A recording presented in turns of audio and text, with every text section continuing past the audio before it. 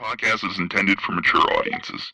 The views and opinions expressed are those of the panelists and do not reflect in any way those of the podcast partners, sponsors, or affiliates. Enjoy. Hi, this is Michael Buffer, and you're listening to the Voice of the People. Let's get ready for Boxing Voice. Every day I'm hustling, hustling, hustling, hustling, hustling, hustling, hustling, hustling, hustling, hustling, hustling. Every day I'm hustling, every day I'm hustling, every day I'm hustling, every day I'm hustling. Hey Daddy, You fight with nobody. this a dollar beat, this a dollar beat. BoxingVoice.com. Canelo, are you ready? I was born ready. Considered by many to be, pound for pound, the best fighter in the world today. 4 division, 5-time world champion. Oh, look at this guy. He is now boxing's first ever undisputed super middleweight champion of the world. Damas y caballeros de Guadalajara, Jalisco, Mexico. ¡Viva México, cabrones! You know my level. And you will see. Because I'm gonna fuck out everybody. You know, I mean, I would love to fight Canelo. I would love to show the world that I'm the best. I want to get Canelo out here to Houston. Oh, Canelo, where your cojones at? Let's get it.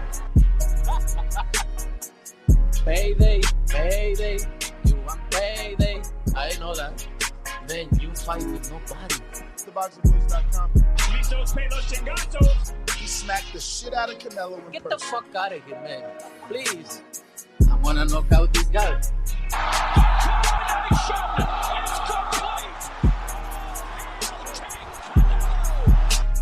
Mira, en este momento puedo hacer lo que yo quiera, ¿no? Saul Canelo Alvarez. SDS Promotions. That's funny. You think that's funny? A little bit.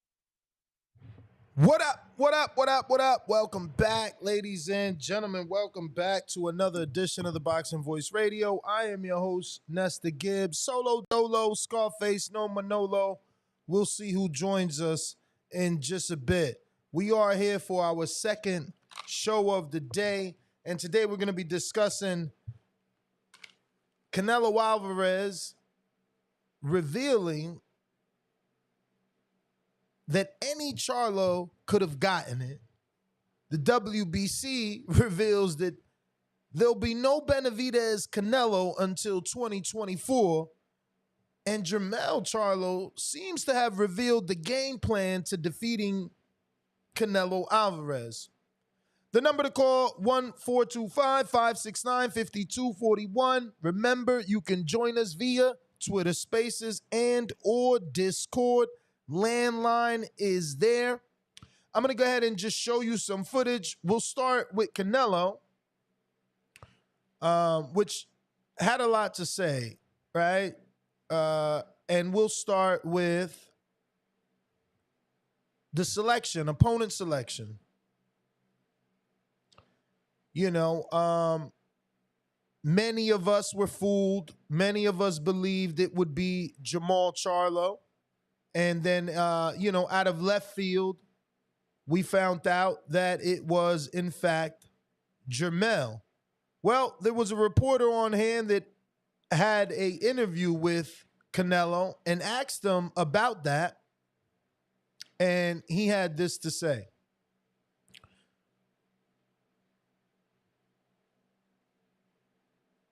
Oh, shit. All right. So I thought that had the sound for whatever reason. Let me get that. Chizzy. You know I'm Hey, here? look who's here. Mario Munguia, what up? I'm chilling. I got it pulled up. But you know what? Never mind. I can't show you the video though, right? Send it to me. Is it the one where he's wearing a golf shirt? That's so weird. Yeah, I thought where he this comes had out and audio. he's like, "I stay ready, motherfuckers." No, not the one Oh, in the not gym. that one. Oh, you're Not talking the- about with the interview where he said about not picking anybody. Yes. That they just gave him the. Oh no, I don't have that. My Yes. bad. Yeah. I have the quotes. Yeah, Or I well, could let's get go. them real I mean, quick. he says it. I never think about it. They say the other Charlo not ready. So he said, bring on the other Charlo, which, I thought to me was pretty big, right? Because it's like all this time, people were building this narrative that he was taking advantage of the bigger Charlo. He was taking advantage of that Charlo being mentally weak, that Charlo being physically out the ring for as long. So they thought he was snatching the weakest link. And in fact, he wasn't grabbing the lowest, fruit, right? He didn't care which Charlo it was. And fortunate for us, it worked out the way that it did, because I prefer Jermell to go first rather than Jamal. Now, don't get me wrong. Some people might think, hey, Jermell is the better opponent, but we got to remember he was recovering off a quote-unquote hand injury. So while one brother was out of the ring for a long time, another brother was forced to stay out of the ring due to an injury. But Mr. Mongia, how are you, my friend? And what's going on? I'm chilling. So I'll just give you the details. Obviously, we're here to discuss Canelo revealing that either Charlo could have gotten it. WBC revealed yesterday to Broadway Joel that David Benavidez will not be the mandatory until 2024.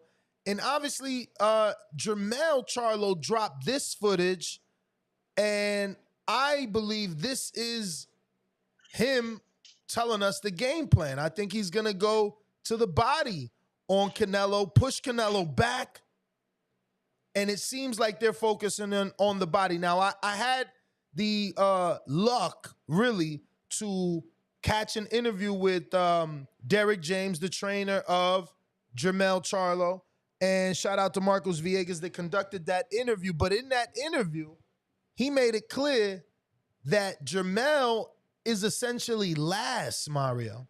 He's essentially last, and he is not thinking of Jermell or Canelo yet. That interview was from 4 days ago, so he said, look, I'm thinking of, all right, so Amin is there as well, but I don't see him. Do you see him? Because I might have to jump in and jump out. Let me do that anyway. Come back. Yeah, we see him. What's good, brother? What up? I'm good, man. I'm good. All right. So everybody is rocking and rolling. Let me bring Amin on. We rolling. And get back to it. So we were talking, I'm sure you were listening in, right? I mean, you were up to speed. Yeah, I mean, you up to speed on what we talking? Absolutely. Cool. So I just showed the footage of Jermell Charlo going to the body. I believe that that's gonna be the game plan. I was just getting into the fact that I listened to the interview with Derek James and Marcos Villegas, where Derek James made it clear that he's not even with Jermell. Jermell's in Houston. Pre-camp is with Joan Guzman. Derek has not talked to him. He hasn't given him any instruction. What you see here is the work of Joan Guzman. Derek made it clear that everyone else is first, then Jermell, because everyone else has a fight first. So he can't even think of Jermell first. So, the interview I watched was an interview published 4 days ago, which means this was before Frank Martin fought, which means after Frank is Earl. After Earl is AJ. After AJ, you get Jermell in September, and he went as far as telling us that Ryan's coming back in October. So, that's the right thing to do. That's the right thing to do. I'll say this. Look, I think once upon a time, y'all will remember, and it's not even like a thing you have to remember. It just happens in sequences. Trainers get hot. We all remember what happened when Freddie Roach took off, right? Manny Pacquiao took off, and you had Amir Khan, Chavez Jr., all these guys showing up. It happens. We've seen it happen with Verge. We've seen it happen with Robert Garcia.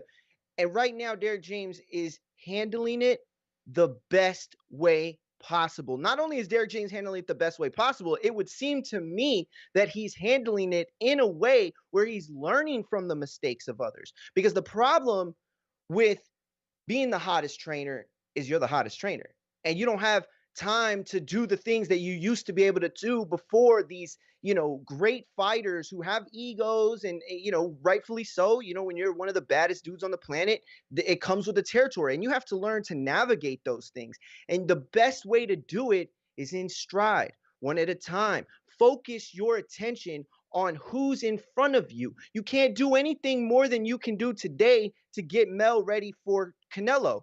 Okay. And the best way to do that is for him to continue to train in the same manner before he became the hottest trainer on the block, before Anthony Joshua, before Ryan Garcia, before Earl Spence. He had a vision of how he trained. And I got to see that vision growing up in Texas, being able to see fighters like Jerry Belmontes, who also worked with him, and other fighters from my area. I know that he is militant minded in the sense that he has this extreme focus and ability to be able to block out the things that are extracurricular at the time. Frank Martin had a job to do. And as far as I know, he did that job. Now you're going to be moving into one of the biggest fights, if not the biggest fight in 2023, almost 2 weeks away, less than really. And to be focused on anyone but that shows that there's a crack in that system. So the fact that he's not doing that, to me, points that all signs are still good. All signs are still go. He's not letting it overwhelm him like we've seen it happen to trainers in the past. No, I definitely agree. You also got to give Mel a lot of credit for understanding and knowing what to do. It's almost like an artist, you know what I'm saying? When Dr. Dre, you're going to sit around and wait for Dr. Dre, or you're going to go and get Primo, or get Just Blaze, or get something else. As a creative, fighter, so you might need something different. I think we mentioned that. So getting that body work, not to say that Derek can't or won't, but whatever Mel is capable of learning on the fly, until he gets back with his main partner, I mean, you can't go wrong. Some fighters might, like I said, they might go into a shell and feel away, And you're right, Mario. Some not to call out Eddie Reynoso, but he could be like, yeah, I got you. Go hit the bag. I'll be over there in a minute. You know what I'm saying? But how can you do, Mel Charlo like that? You can't. Word. So, I think credit to both, and that's experience too. You know what I'm saying? I think not how much do they have to work on, but it's kind of like, yo, you know what? Let's create some differences so we can have more to work on. So it's not the same old, same old. So I think it's a sign of positive, game planning, if you ask me. Yeah, I got a $10 super chat. Agreed. From Optimus Prime on that champ level. He said, Ness, Jaime, and salute with the salute emoji. That's actually Mario. I don't know where he get Jaime from. We never had anybody on here named Jaime. Yo, listen to me. Like, I got 4 or 5 DMs on Twitter and Threads, or was it Instagram? I don't remember, but it was on them. I swear to God, every single one of them were listeners that you've gotten after I've been on the show, and they all thought my name was Jaime. My fucking IG says Mario Munguia, and they were like, yo, what's up, Jaime? I'm like, the hell, that was not my name. But I still appreciate it, though, champ. So you got an alias. We have this other Canelo Alvarez footage that I want to show you guys because this one was funny. But let me go to this. Now, we're screen sharing now, and I'm going to go to Canelo now. Because I almost ready. Motherfucker. He's hilarious for this.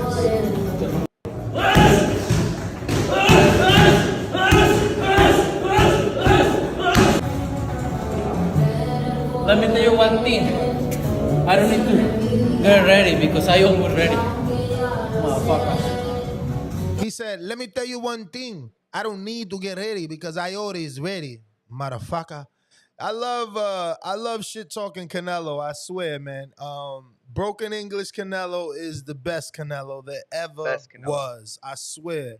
Maria! I love drunk Canelo too. I mean, yo, but I ain't gonna front. If you watch the footage though, he is getting on his toes with those double left hooks, man. He's committing sins, chin up in the air. I'm just saying, I'm going to put the footage back just so you can see, because I know you didn't. And then by you, I don't mean you. I mean just in general. See, right here when he's with Eddie, look, right, that left foot, that lead left foot, all on them toes. Not to say that it's wrong, you know what I'm saying? This is just practice. But, you know, I was telling my wife, you know, she thought he was older. He's only 32, but he's been boxing professionally since 15 years old.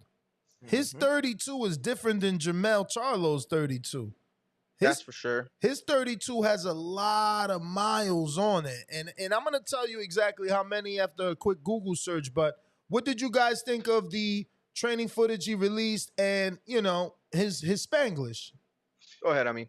Well, even before that, I want to talk a little bit about his advisor, Mauricio Suleiman. Okay. Because it turns out that Mauricio Suleiman is not, you know, the chairman or the commissioner of the WBC. He's more like Canelo's advisor.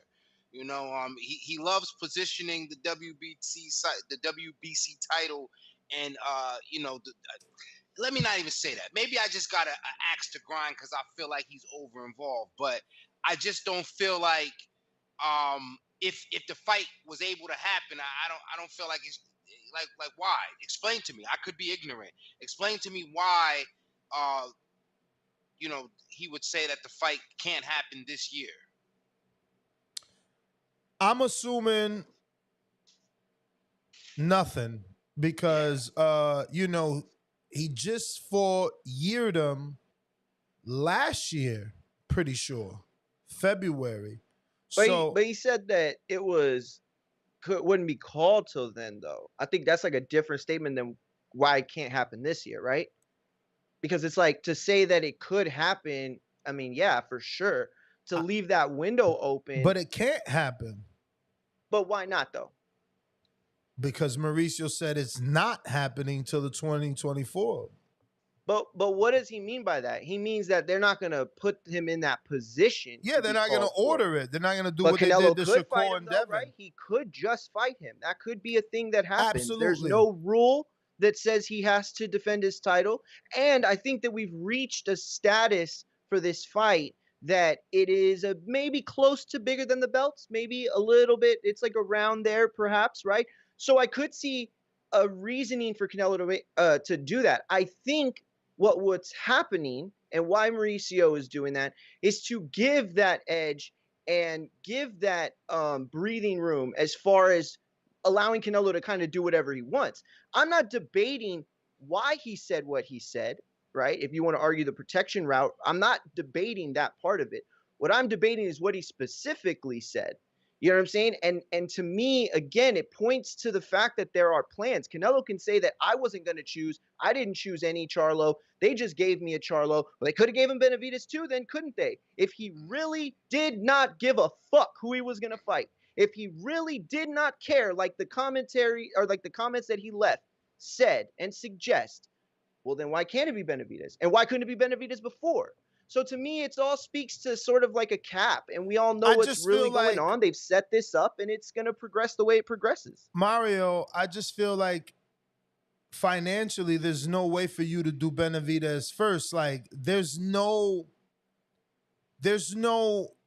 true indication, especially after they buried the Benavidez plant numbers, right? Had we had some Benavidez plant numbers, sure, they would have did Benavidez Canelo first because they know that Benavidez is youthful with a possibility of winning and they can get the second fight rematch with Canelo.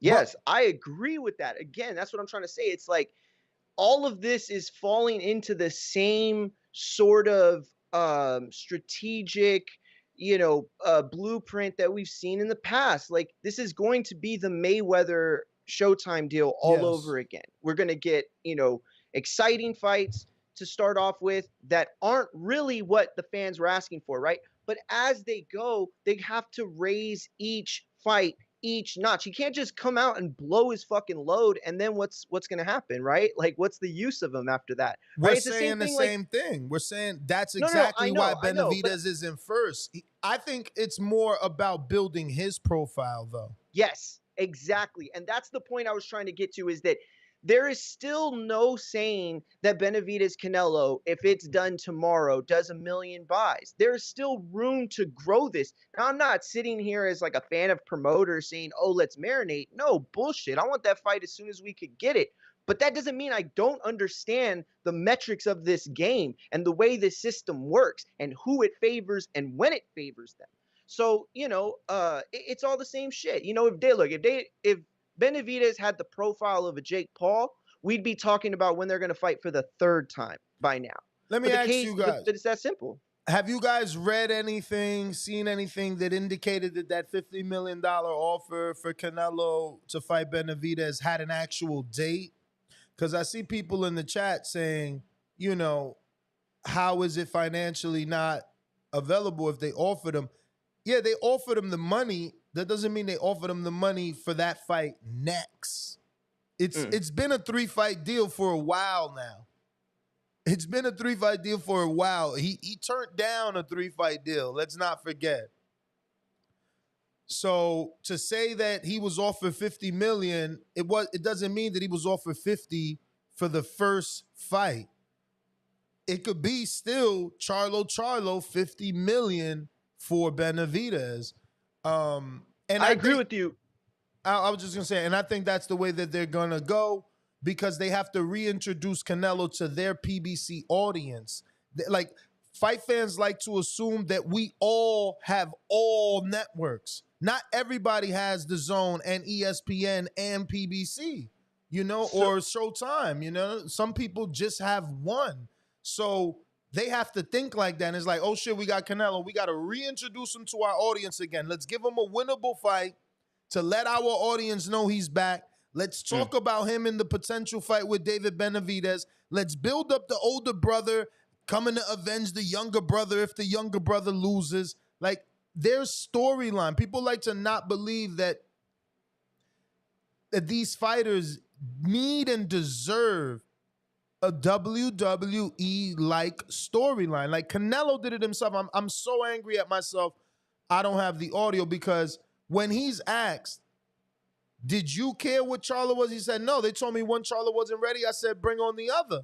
And at the end, I lost the train of thought. It was something he said at the end of that, but it'll come to me, man. But I'm going to go on the hunt for that audio, because plenty of people sent it to me this afternoon. Yeah. The storyline thing, as you guys say that, I think it's definitely fair. Benavidez could use a little bit of a build-up. I don't know. The reintroducing Canelo, I thought he was the face of boxing. Who's got to introduce him? But I see, you do have to do those sorts of things. I guess, to the point we're all making is, for me, is it fair? Does it make sense that, the WBC is thinking about the storyline? Isn't that the job of the promoters? Like, why is it that, it seems as though, Mauricio Suleiman, the easiest answer is what is it? The fee, the sanctioning fee that comes along with defending the WBC. I just think it's just an overreach. I think it's an overreach. I think he's doing a little bit too much. Yeah, real quick, I was talking with when was it? Oh, it was at the DAZN fight a few weeks ago, and we were talking, and I was talking with a few people, and it was like they were talking about Schofield with Jojo Diaz, right? And they were saying how, like, they just signed Jojo, so they weren't going to throw him in that fight right away. It was a fight that they probably wanted from that moment. But you could take that same logic, right, and expand it times 100, and it works in the same kind of way. It's the network putting up this money. It's the entities that control this, right? They don't want to just give the biggest fights right off the bat. Like, they want to milk it a little bit. You know what I'm saying? They want to milk it a little bit. It's like, why did, Floyd, they didn't have to reintroduce Floyd to Showtime. Everybody knew who he was going to be. Everybody knew what time it was with Floyd. Well, then why did he fight Robert Guerrero? Exactly. You know what I'm saying? Like, it's one of those things where they're building towards it. It's all like connected, and like, like 10 years ago, I had no idea that, they had people on payrolls to go out and find, research and market research on guys and all this shit, like high level stuff that they do in corporations to figure out these fighters is like an entity. Like, if we put him against this guy, how much money? If we put him against this guy here, how much money? Well, if we put it there, how much? You know what I'm saying? So like, it's all coordinated. It's all, predisposed. And Canelo saying, I didn't even think about it. And real quick, I'll just read the quotes real quick until you find it.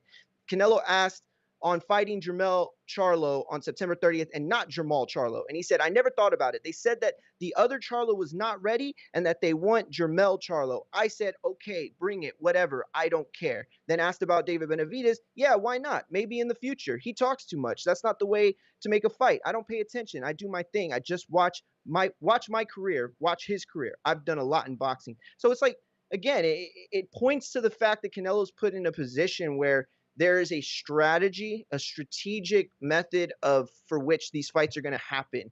And he is no longer fully in control of that. If he ever was. I mean, I think Canelo is Canelo. He's always had some control, but For sure. I've already picked in this fight, and I made that clear like last week. I told people I'm going with Jermell, and bro, I'm more confident now. Canelo has 472 rounds boxed. Lord have mercy. Again, this goes back to the conversation with my wife, and she's like, is Canelo 40? And I'm like, nah, he's 32. She's like, what? I'm like, yeah, that's just because you've been watching him for so long. He's been fighting professionally since 15 years old. So then that's for me. I think Oscar said it perfectly. He's an old 32, old 33, or whatever. Like a lot of wear and tear, a lot of experience, a lot of rounds boxed. He needed a little TLC. That's why I'm picking Jermell, bro. Jermell just has half those rounds boxed at that same age in his prime, right? And we talked about that the other day. It's not about age. It's where you are in your career. And truth be told, Canelo already went to the mountaintop and he's coming back down. This is his decline off the loss of Bivol. You fight a 40-year-old Gennady. After that, who do you even fight? John Ryder. Like, that's the definition of decline. Jermell is getting him at the right time. And again, Mario, I don't know if you know, but I watched an interview with Derek James where he said he's looking for Jermell to come in at 163, 164. He doesn't want him to be heavy. He doesn't want him to bang. He wants him to be fast and elusive. He wants him to take his advantages and use them to, the best of his ability. Very smart. And just for a second, one of the advantages, I don't know if I got it to share with you guys. I love the fact that Jermell, with all the heart he has, with all of the resiliency he's shown, with all of the level he's shown, he know how to take a loss and come back from the win. He got the resiliency. Something tells me, like, when they was offering this fight, now again, Canelo thinking, I said whatever, yeah, either one. I'm telling you, that boy Jermell Charlo probably slammed his damn hand on the table and said, let's go. I get to fight this dude at near my walk-around weight. So I didn't know 163, but I'm thinking a guy with his sort of fire, with his skill set, again, he shows that when you think he's going to keep it basic, fundamental, he'll throw that wrinkle in the game and clinch and do something what you think he's not comfortable with doing to throw the fighter off his game. He'll do all of those things. But for him to be able to retain his natural power, as it will, at his walk, I think that is a very comfortable advantage for him.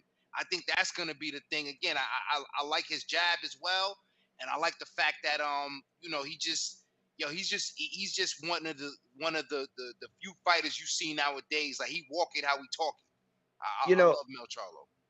I interviewed Darius Fulham, who is was on the national team. He fought on the untelevised undercard in San Antonio a few weeks ago.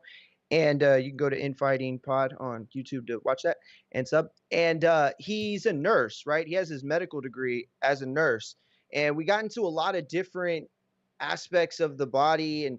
And he talked about how cutting weight is such a detriment on the body, right? and that there are so many things that we don't even really know, we haven't confirmed medically, that could be, detriments to cutting weight, specifically speaking to boxing, like head injuries and the correlation there, right? So while I absolutely agree with the narrative that we're on, that the mileages could be something that Mel exploits and takes advantage of, you also have to look at the fact that while we're saying Mel is going to be in tip-top shape for his biggest fight, because he's not going to have to cut this weight, he's going to be in a more natural state, which I agree with. We also have to look at how much has that mileage taken off Canelo if for the vast majority of that time, he wasn't really cutting the kind of weight that we see fighters cut, that he's been fighting at a more comfortable weight. So, like, that adds to the narrative as well. This is a really good fight that I feel like so many people are shitting on because it's not the fight that they want. And again, I understand that. But when you look at those metrics and you look at all these narratives, they're really interesting to see. Canelo being in that place for so long, Mel being able to take advantage of this now. Do we see a better version than we've ever seen? Who knows? But I'm gonna watch. I can tell you that. Yeah, I don't know. You said something about Canelo. Damn it, it slipped my mind. That happened twice this about episode. him not having to cut so much weight, or him not having to cut weight. Yeah. And that keeping him fresher over time. Yeah, but I feel like he has to have had to cut weight. Like, dude gets big. He was able to fight at 75 and not get pushed around. He was thinking about going to cruiserweight 2 times now. He wanted to fight Makabu. His trainer did. Then they literally sent an offer to Badu Jack. So, like, nah, he got to be cutting, And let's be real, bro. He got caught with clenbuterol, a substance that helps you cut. So that's true. I don't know, man. What I don't know, and has always been a thing in boxing before any of us were in it, is we've always been taught that Jermell needs to acclimate to the weight. Only Canelo and I don't know, what is it, Sugar Ray? Who else moved up 2 divisions and actually won? Yeah. I mean, I guess you could count technically Roy Jones, but I mean, was that more of a situation of exploiting the fighter? You talking about in a single fight? Yeah, in a single fight. Like the one fight to the next. Yeah, like Canelo did to Kovalev, like Mikey tried to do with Earl. Like, you know what I mean? I'm just saying, because it's before all of us got in this sport, they always say fighters need to acclimate to the weight. Yes. Jermell is not getting that acclimation. He has to fight the Canelo weight on that night.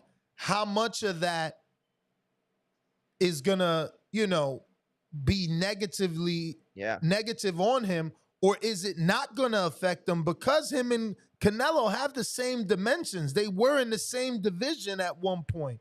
And Jermell has the same dimensions and body structure of his twin brother that was capable of moving up to 68. And we as fight fans were okay with him fighting Benavidez at 68. Yeah, I don't think the whole weight acclimation is going to be as much of an issue. And let me say too, I didn't want this fight, but now that it's happening, yeah, it's a great fight. Yes. And for Charlo, again, to accept it, whether he was chosen or not, for him to accept it, it takes a lot of balls. It takes a lot of balls. Now, Mario, you mentioned before, like, is this fight becoming bigger than the belts?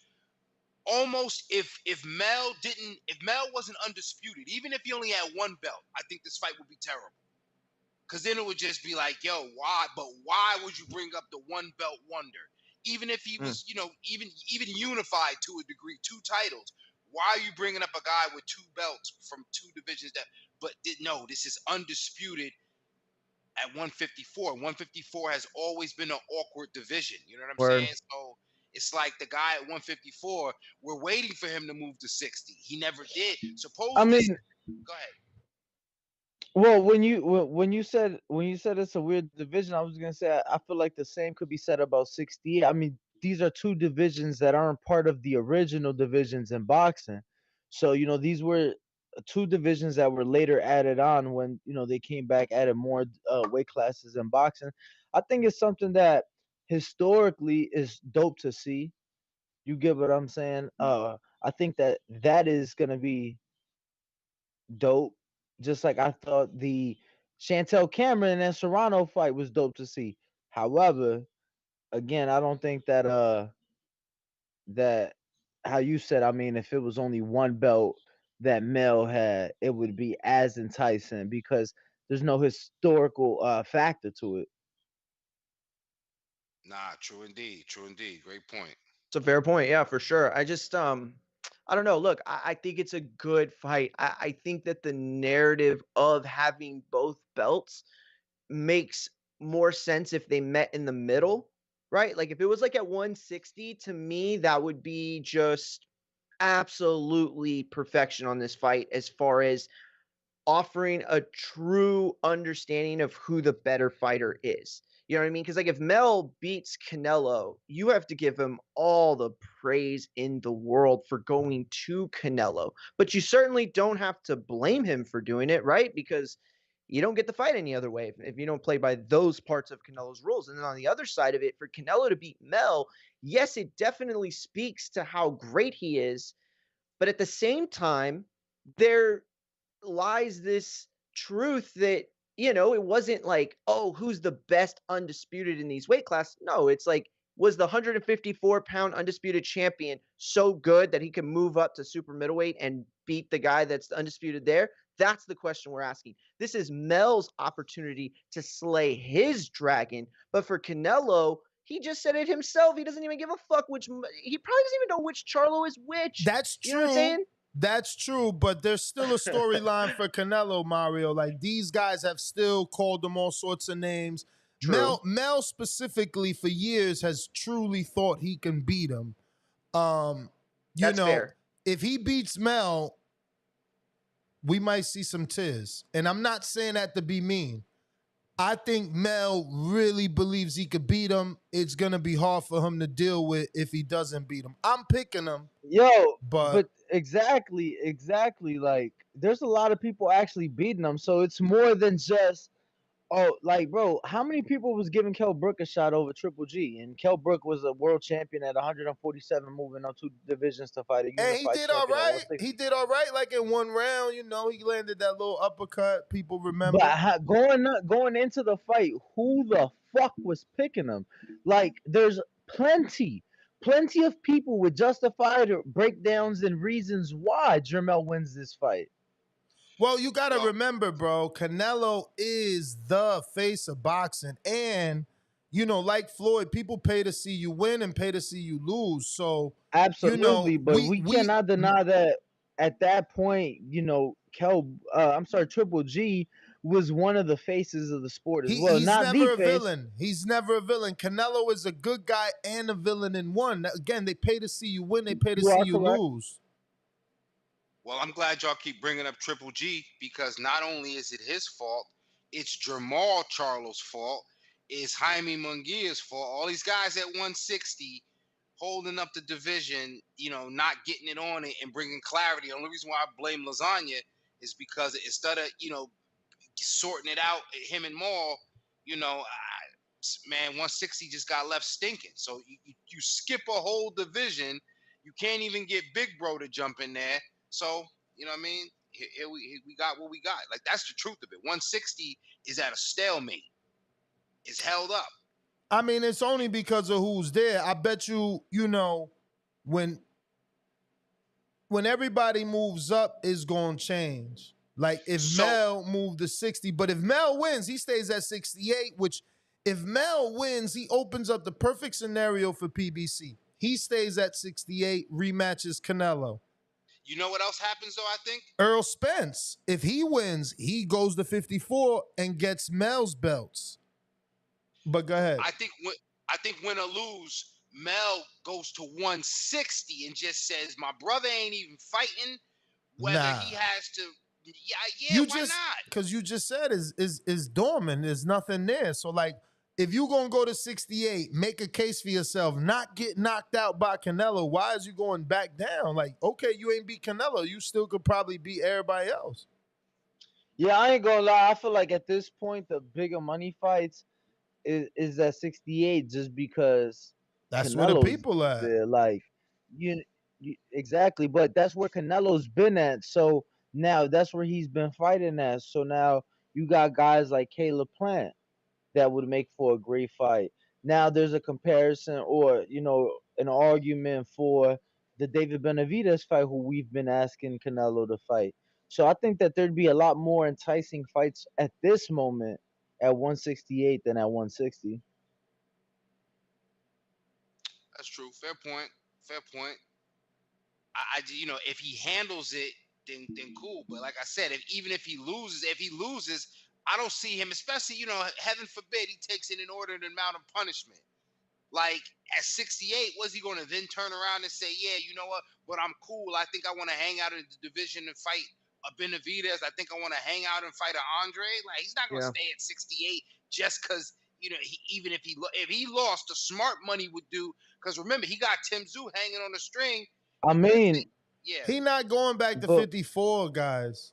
Like, exactly. People have learned. Why would he? Why would he? Let me finish. People have learned from Roy. They not like he's not going back. Win or lose, like you said. I mean, I could see him going to 60 if he lose, but if he win, I'm sure he's staying at 68. I prefer him to stay at 68 even if he lose. But I'm not gonna say 60 is not an option. But going back down to 54 wouldn't make sense. And based off that interview, I don't think that's the case.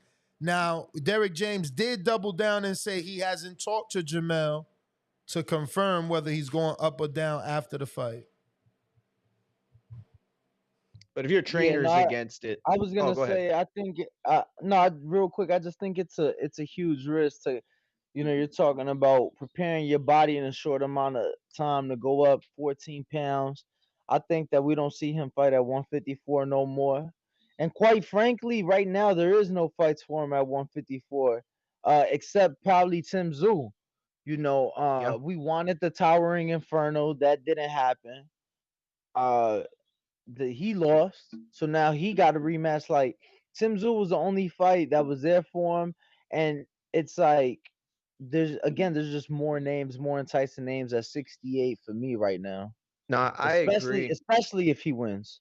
I agree, and to be honest with you, like, I think you said it best. Like, 154 at one point, it was like one of the deepest divisions in boxing, and I think Mel's proved enough at that weight class. Yeah, I wanted to see the Tim Tszyu fight, but like we learned from Danny Garcia and Crawford, there's always going to be somebody that you avoided, quote unquote. And so, at the end of the day, like, there's no problem for me for those guys to fight at 160 eventually or whatever. But I would like, win or lose, Mel, to not even like decree a fucking division. Let's just make the best fight you can. You know what I mean? Like, if you prove that you can undisputed at 154 and then let's say even beat Canelo at 168, then I think you've proved that you're in control of basically anything from 160 to 168.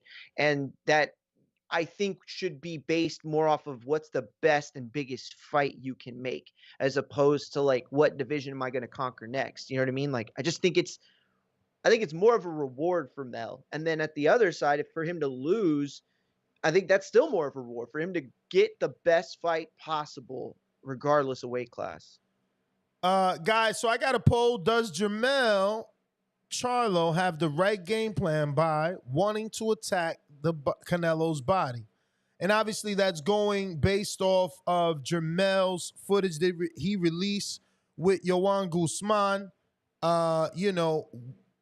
And Derek made it clear that he hasn't talked to Jermell. Jermell's in pre-camp all the way in Houston. Derek's in Dallas. So this is, once again, Yohan Guzman working on specifics with Jermell. So, again, my question to you guys and to the audience is, does he have the right game plan? Options are pushing Canelo back and beat the body, 38%. The next option is going to the body, could get Charlo hit, which is obvious, You go down to the body, you get hit with an overhand right to the top. 27% have picked that. He says, no way Jamel beats Canelo. 28% picked that. And then we got the haters bracket. I never wanted this fight. 8%. Yeah. Listen, let me go first because I gotta roll. So I'm gonna say that first of all, I think that it would absolutely be. I picked push Canelo back and beat the body. That's what I picked. It's obvious that he could get clocked by Canelo, but it's like if you don't take those risks in the fight, what could happen is also a part of that equation. You know, you could say, well, you could be in trouble if you go to the body, but you could also lose the fight if you don't. It could be the means to you winning. Let's look at Frank Martin this weekend, right? He had incredible success to the body early, but then Artem switched that and started having his own success to the body. Frank abandoned the body at one point, right, for a while, but then in the championship rounds, he started putting more focus back in there. Had he continued to just beat away at the body, despite the fact that it left him open, maybe that fight isn't as close. Maybe he does get that stoppage as close as he was in the 12th round. And by the way, you can also say that it's only elite fighters that are capable of doing that in the 12th round when they're so fucking tired, okay? But Mel has to offer Canelo resistance in some sort of way. The body is, I think, the part to exploit. If you're going to get in a banging contest with Canelo, like, what does that offer you? It's like, look at any other scenario and tell me that Mel doesn't win by at least putting some time into the body. Those body shots look vicious. Mel, let's not forget, Mel stopped the fighter with the jab to the body, a guy that a lot of you were very high on until he got beat that night. Okay, so you cannot have a Jermell Charlo victory without the body shots. Yo, I'm gonna hop off. Mario, you've been my bad. Go ahead. real quick. Who? Because you were co-host way before me. Who the fuck was big on Banana Rosario so I could get on their ass? Oh, bro. I think that was just a Man. stretch. He Who? embellished. He I embellished got a so bit. many pairs. Who? He embellished a bit. No. There's somebody. Listen, I love Joel. He's great, man. You know, he's the voice of Dominican boxing, right? It was him. There's a few others that were high. And here's the thing, I don't blame him for that shit. Listen, he looked good. He looked good. Like, that was a dude that was looking good until what happened? He faced an elite level. And Bro, that's what Mel showed. I saw him get his ass worked at a club show by a Chicago Jamaican fighter. I didn't even know we had Jamaicans in Chicago. Shout out to my boy Nate Gallimore. Yeah, Nate Gallimore, yeah. Chicago champ. Nate Gallimore was good though. Yo, listen, I'm gonna hop off though. I appreciate it. Let everybody know where they hit can me up in the find morning. you, champ. I'll come through. Let everybody know where they can find you.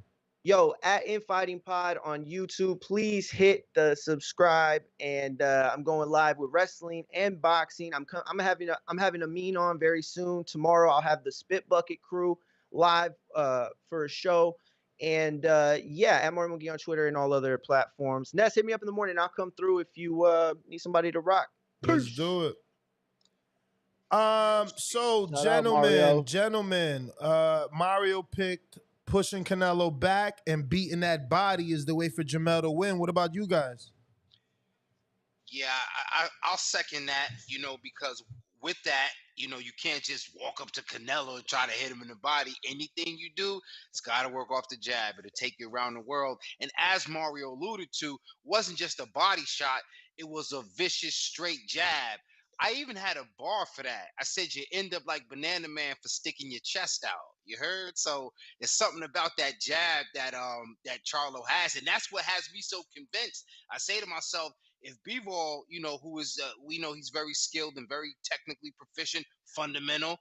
If he's got a jab like that, I think Charlo has a little bit more athleticism, right? A little bit more wiggle, as they say, plus a good jab.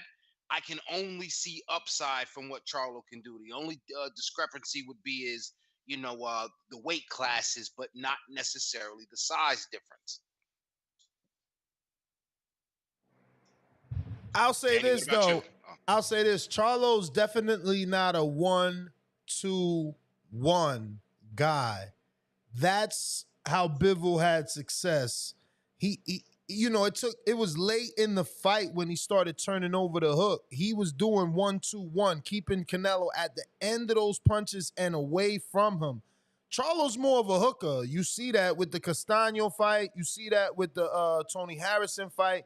He loves left hooks. He loves back hooks.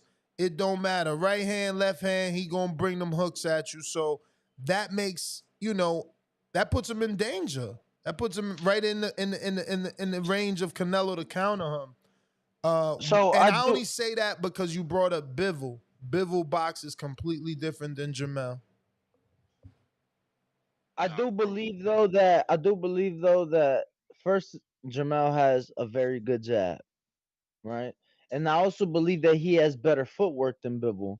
So I don't think he has to do exactly what Bivol did. I do believe that body attack for Jamel is gonna be key. Is gonna be key in that fight. But it's gonna be more than the body attack. And I think that a lot of it's gonna have to come behind his jab. I think he has a very sharp jab, and I think he's gonna need to use it. Well, let's get out to these phone lines real quick. I want to go to our super chats before I do that. I got Bougie and Bravo with the $5 super chat. He says Nelo's slip game on point. So Mel have more success breaking down the body. Feints and angles is key. The head movement, but that body don't move. Oh, excuse me. The head move, but the body don't. Hashtag in Bud we trust. That is true. He does have amazing head movement. He could slip your jab and then counter you to the body. And that's what makes some of these people hold their hands, keep them in their pocket. So going to the body is more reason why that game plan works, because the body doesn't move. And even if he can't land, it'll land on some elbows, it'll land on some biceps, it'll land on something. And that will eventually slow Canelo down, because he himself does that. He did it to Callum, and he attempted to do it to Bivol by beating on those biceps. Any thoughts on that super chat before I get to the next? All right. Yeah, no, definitely agree with Bougie. Body don't move, which is why I think it's gonna be necessary. But again, it's gonna take more than the body attack, I believe. But Damo 01, dude's never been down. Dude's never been down, and honestly, I don't think anybody's solely focused on that body. No one's fought him in an Earl Spence manner, Margarito manner. They just can't, because he's such a good counterpuncher. So yeah, it's gonna be interesting to see, can he be vulnerable to that body? And how much it slows down a 32-year-old Canelo with 472 rounds boxed, bro. Like, that right there is huge. I never knew it was that many, bro. Like, my man's pushing 500 rounds, man. That's crazy. Yeah, that's city miles too. That ain't highway miles. You know what I'm saying? That's twisting and turning and brakes and you know what I mean? Yeah, man. Idling in traffic. That's a lot of miles, man. You absolutely right. I hope that analogy ain't going over a lot of people's heads. That is absolutely true. Those are city fucking miles. He's in the trenches with those miles. Because a lot of those dudes, he went 12 with guys like Golovkin and Laura. Floyd, Trout. That's a lot of fucking rounds boxed. That's Cotto. a lot of punches on you. Yeah, no, and even the guys he didn't go the distance with, like Kovalev, he didn't get him out of there till like the 10th, 11th, whatever. Same with Plant. You get what I'm saying? So no, I mean, I love the analogy because everybody know city miles ain't highway miles. You get what I'm saying? Hell, So, even Ryder, right? More recently, just getting guys up out of there, is not as easy, which it for at the level, when you're getting higher in the levels, it's not that easy. And so I think, one thing I do got to give Canelo credit for, he's dynamic. I've always given him credit for taking, what I call a traditional Mexican style, which is going 2 for 1, But instead of taking the two, Canelo is rolling. You know, he'll roll it and just the one he give you, that shit could get you up out of there. So you know, there's always the possibility. Like I don't want anybody to think that I don't know who Canelo is or what he does. He's still a very dangerous fighter. He still is who he is. And him going to the body is a fucking problem. You don't want Canelo coming forward, go into your body. Word. I just don't know. I feel like, again, same conversation we had with Crawford and Earl not too long ago. I feel like Jamel wants it more. This is something he's been wanting. Canelo, like Mario said, Canelo probably can't tell the Charlo apart, but they have been sitting in the cut, mad, sitting in the cut, wanting an opportunity. You know, being so close to it. Like Jamel was close. And what did Charlo do? Or what did Canelo do? He don't want the WBC. He wanted the WBO. Then Jamal was close. And what did Canelo do? He don't want that WBC. He want to move up to fight Kovalev. So, you know, they've been waiting for a while. Yeah, And I'm not gonna that's lie. fuel From for the the fire. outside looking in, Jamel's the hungry fighter. Canelo's the comfortable face of boxing. We got the quotes of him saying that maybe he'll fight Benavidez because Benavidez talk a lot. Where did those quotes come from? Do you know, Nuss? I mean, do you know?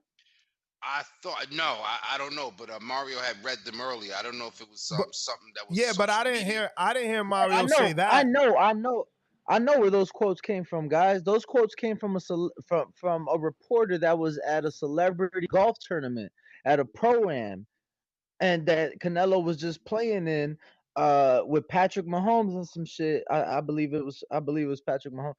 But you know what I'm saying? He out there on the golf course. So yeah, from the outside looking in, he comfortable. The same day he doing that interview, Jamel dropping highlight tapes, working in the gym with Joanne Guzman. So he, you know, from And the that's what I'm outside looking saying. in, he comfortable, yo. Yeah, but that's why he posted the video today, Canelo did, that we shared. He said, and he's answering you specifically, like, I don't gotta get ready. I stay ready, motherfucker. So even though Jamel is in pre-camp and I'm playing golf, I'm ready, is what he's letting you know. Again, that don't mean nothing. He still got 500 rounds boxed damn near. That's a lot. No, for sure. But I was just to answer the question because you talking about something he posted on his channel, but that interview made it to so many platforms. So it's like, you know, to the casual, the person on the outside, they may feel that way. Yeah, I mean, listen, if he did like oh, I'm getting ready too. Do we got it? Canelo, I don't think he has the ability to strike the same fear. Like you might find him entertaining with his broken English, but that little post ain't striking no fear. And I think that he seen what Mel was doing and threw on some water. He wasn't even sweat. He just threw on some water and said, "Oh look at me, I can do it too." Nah, he ain't with it. He ain't with it right now. That motherfucker probably just came from the golf course and splashed himself Nah, down. I ain't gonna let you do that. Canelo is always ready. He's always in shape. But I'm just saying, it's like Danny said. You feel me? One dude's in silk sheets. No matter how much money Jamel made, he hasn't accomplished what Canelo's accomplished, and Canelo has always been, you know, his Moby Dick. You feel me? That's the fish he's been trying to catch. So I don't know, man. It's different. It's different. I'm not saying Canelo has missed the step, and I'm not saying that he's not gonna take Jamel seriously or take him lightly. I just think Jamel is fresher and wants it more. Jamel is like Marlo. Yes. Avon. It's time to see, you know what I mean? Like who's going to, you know what I mean? Is the young lion going to be able to be? Remember the old lion, he don't move as fast, but when he moves, he's striking. You know what I'm saying? The young lion, you think he could take you out. It's so much chemistry. Like I said, it's with Charlo's accomplishments. You could go either way. Sometimes it's easy to pick Canelo. And sometimes people are Jets fans. They love to be a fucking underdog. Like, this ain't that when you picking Charlo. You're not picking an underdog per se. You know what I'm saying? Like, I think he's a very live dog in this fight. For sure. Let me get back to these super chats. We got Damo. He says he didn't fight David because Samson has been saying since February they're fighting Morrell, which is crazy. Samson said that, and Jose Benavidez made it clear that they had a 3-fight deal with PBC when he came to our studio. So we'll see, man. I don't know what's up with that one. Mad Ben 100. Now we got Ese Morro, member for 9 months on that champ level. He says, who does Benavidez fight to build his profile up to fight Canelo? Yeah, I don't know about profile building, but it's been sounding like he's gonna fight, Morrell. Any thoughts? No thoughts? Yeah. Moving on. No, I was gonna say I don't know what that does for his profile, but it's a good fight. I mean, it might be a little bit too hardcore, but the belt may serve well. You know what I'm saying? Which is funny, cause Mauricio said yesterday that Adames can unify with any other champion as the interim champion. And Broadway Joel, shout out, started arguing with him, debating with him like, no, he can't. That's an interim. He's like, yes, he can. He's like, no, he can't. He's like, yes, he can. Do your research. So that opens up a whole nother can of worms. I mean, can 2 interim titleists now fucking unify? Are we about to start seeing that shit happen? Is David Morrell and David Benavidez about to unify interim titles? And how many other interim unifications are we about to see? But shout out to Broadway Joel, man. He did his thing. I mean, yeah, I've never heard of that. Me neither. You get what I'm saying? I saw today, actually, WBC Boxing released 2 separate pictures on their Instagram. One of their women world champions, and at the bottom it had women interim champions, and same for the guys. It wasn't one in each division, so like, how does that work? Or like, where would the logic even be in doing that when not everybody, or not fuck everybody, there's not even someone in each division to receive that same opportunity? It just doesn't make sense. Yo, where's Georgie where we need him, yo? The mafias. Yo, this is right up his alley.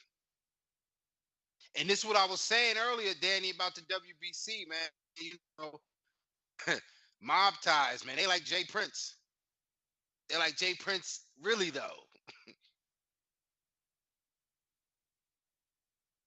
I got Big Boss. Oh, actually, wait. I think we still got some more super chats we gotta get to. We last out thought Mortal and Matt Bet. I got you. $100, $2. I got you. Yep. He Daily says, daily dose of Tanquil. Canelo not hungry. Lion eating. And then back with another $2 that says Canelo outside in his PJs, belly full. Lion eating. And then $5 says, wait a minute. In one breath, y'all picking Jermell and saying the weight won't matter, but in the next, you're saying Canelo doesn't get full credit. Who said that? Nah, nobody said Canelo don't get full credit. I saw when he super chatted that live. I was a bit confused myself. No, but I know I hopped on late.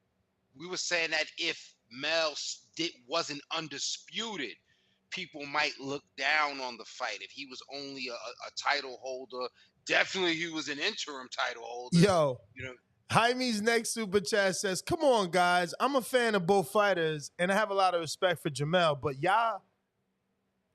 I feel y'all reaching a little too much. Y'all negating the experience.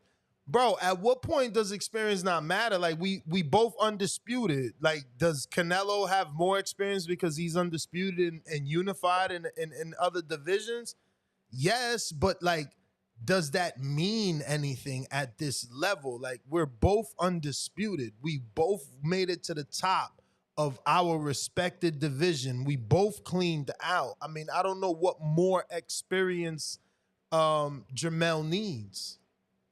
Yeah, I think they both bring different experience to the table. Where you could say, well, Canelo ain't used to fighting, the type of fighters. You know what I'm saying? Slick fighters. But then like you could say one person has one experience over the other, but they're both undisputed champions. Like you don't get more undisputed.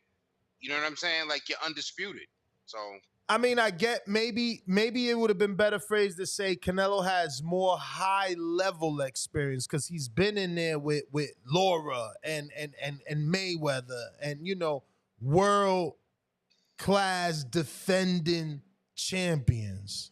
Like Castaño was a champion, but how many defenses did he have? How long did he reign? How many times did he level up? Kovalev was a for three sure. time champion. As much as people want to discredit him, he was a 3-time in one fucking division. Like, if we give Pedraza and Porter credit, how could you not give Kovalev credit?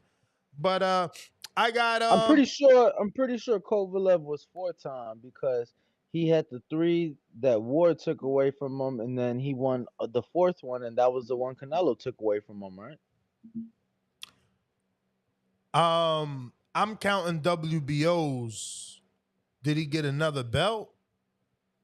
Yeah, I mean Ward took 3 from him, and then Canelo took 1 from him. 3 what? There was 3 belts on the line? There was 3 belts on the line. He had 3 of the 4 belts, right? I didn't know that. I don't remember. I thought he had everything but the WBC. Hell no, that fight wasn't for undisputed. I never said it was. I said everything but 3. Uno, dos, I don't know. tres. I mean, you gonna have to check it, bro. I mean, you bringing it up. I really don't know. That fight, I didn't. I don't remember. I know I was big on it. We went to both. I had an appreciation and everything around it. But I don't remember the belts. I know a WBO. I mean, War was inactive. I don't know what belt. Maybe a ring. WBO in the ring, maybe. And it would be hard to consider him the Ring Magazine because Stevenson was out there with the WBC. So I don't know what belt. Bro, but that's exactly. So it was all 3 belts: IBF, WBA, WBO. WBA, WBO, and the IBF. Wow. What? I thought those was the 3 you was talking about. That's why I was just reminding he won the you. WBO 3 times. He won the WBO. Remember, after that, he won it back. Then he lost it to Elderly Alvarez. Then he won it back. Then he lost it to Canelo. Oh yeah. So then he's a 5-time. Well, there you go. All this time I've been calling him 3 times. And that's even worse. People are just, I wish the people would be like, oh, Kovalev's a bum. All of a sudden you appear in the ring with Kovalev. Yo, I got Mad Bet. Mad Bet, $2 says Canelo equals Carlito. Charlo equals Benny Blanco. Fred Robinson, $5. $5 says, I don't think Benavidez gets Canelo no matter what he does. He fought for 4 eliminator belts already. Nah, he getting them. Listen, he with Al and Canelo's over there.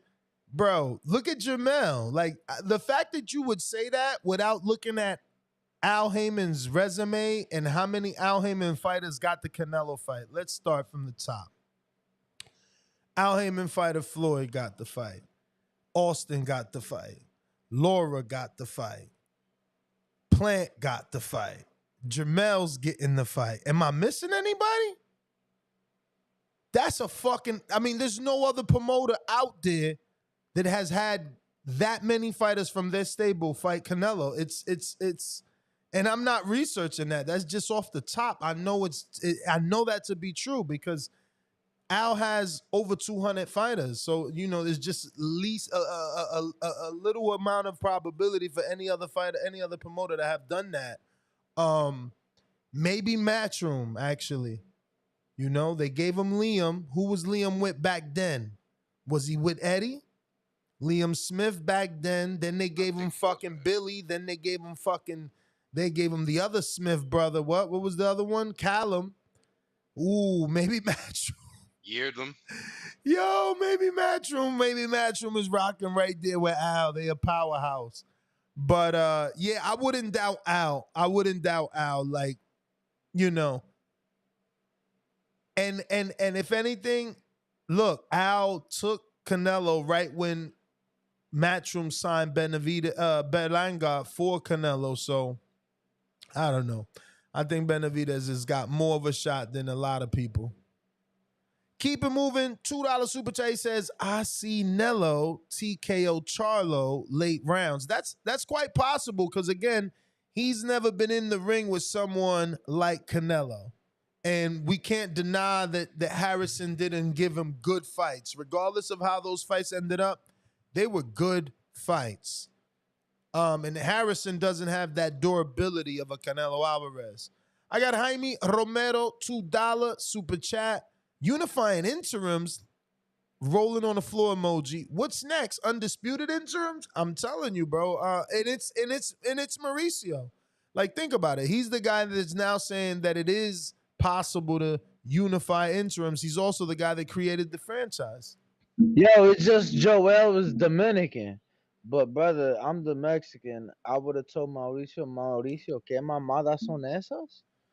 Because that's what that is, bro. That's how we say it. That's how we say it in Mexico. Son mamadas. He couldn't have done much, bro. Like, I watched it, and credit to Joel for keeping that interview going, because Mauricio threatened to cancel it. He threatened to cancel. He's like, if you continue like this, I'm gonna end this interview. No, you gotta go watch it. Shout out to my boy, man.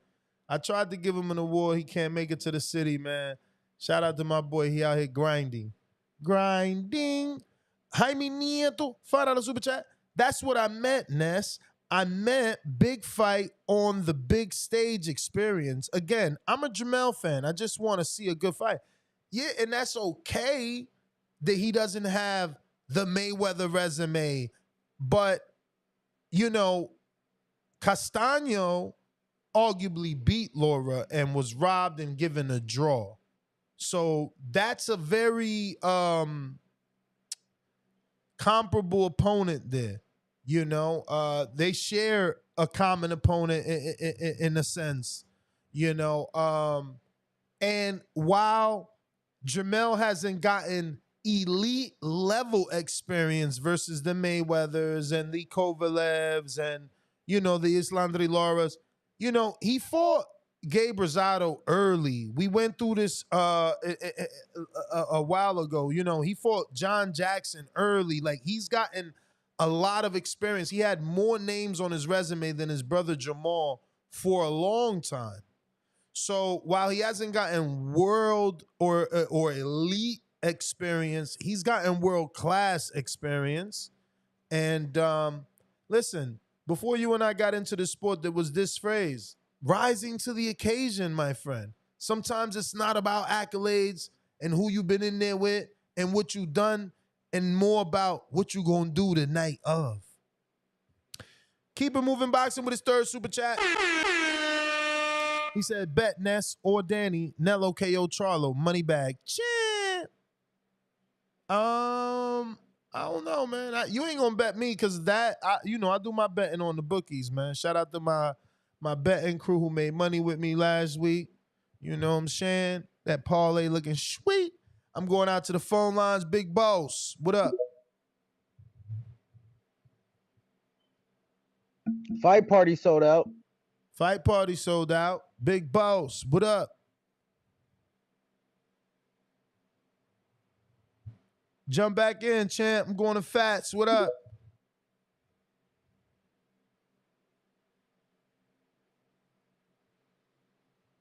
Yo. What's good?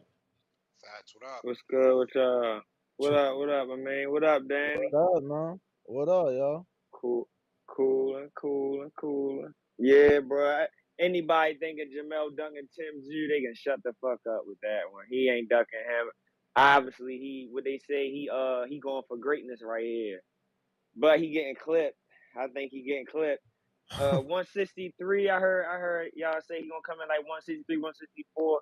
I think that ain't bad because I was thinking too. I said, damn, he's going up 14 pounds. Like, what he gonna do when he lose? I mean, I'm not saying he is gonna lose because he definitely got a good chance to win, but I think he gonna lose. But I'm like, what would he do if he lose? So is he gonna go down to 160? I know he ain't going back down to 154. That'd be crucial, probably to put your body through.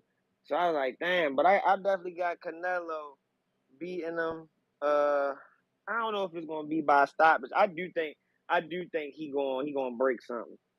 I do think he gonna break something. And you know, cause he already acclimated to that weight, man. Like, you know what I'm saying? Jamel, he Be gotta get specific. acclimated Be to that weight. specific. Be specific. What But you mean? What you mean? Break something? Break a orbital bone? Break a bicep? Like what? What we talking about here? ribs. I think body shot. I think he's gonna work that body, man. I think he really gonna pound him. I don't think Jamel gonna be able to push Canelo back. You get what I'm saying? I really don't see that happening. His best chance is to like outbox him, try, outwork him that way. But I don't see him, getting in the inside and banging with him. I don't think that's a good idea. But we'll see how that go. But your boy, I told you, I just don't see him fighting Benavidez. You get what I mean? Like, the new formula. Now the new formula he got is I'm gonna bring you up 2 divisions. Before you, Danny, you got the last name. That's your boy, so you probably know how he get down. You know what I mean? He come through. It's a stick up. He getting them for their money. He getting everybody for their money. My boy Wilder, like, I'm the champ. I don't get paid in installments or whatever he said. That's because Canelo, they paying him. They saying they push you aside, trying to give him all the money to him. That's how it's going. He beat up old people. He do that. What else he do? He get people out the street. He fight them. Say, let me fight you. What else he do? He say you can't eat when you sign a contract. You can't eat to the weigh-in. No water, no food, straight through the straw diet, all fluids. Then the new shit. I'm gonna bring you up 2 divisions, and then he try. Then the man try to fight a dude on psychedelics. Come on, bro. You can't do that. I'm telling you, Ness. He gonna fight. Charlo. He gonna fight Spence. And I know you say he might save Benavidez for last, but it's like the way he pulled Jamel out of nowhere, he might pull Jamal out of nowhere. He gonna get him up. He gonna get him up off the, you know what I mean? He gonna clean himself up and he gonna fight him. I mean, I feel like Jamal is the natural next opponent. It's like Jamel's in his prime and he's an undisputed champ. So even if Canelo wins, that was a tough fight. I'm gonna assume that's not gonna be an easy looking fight. So then fighting. Only way I.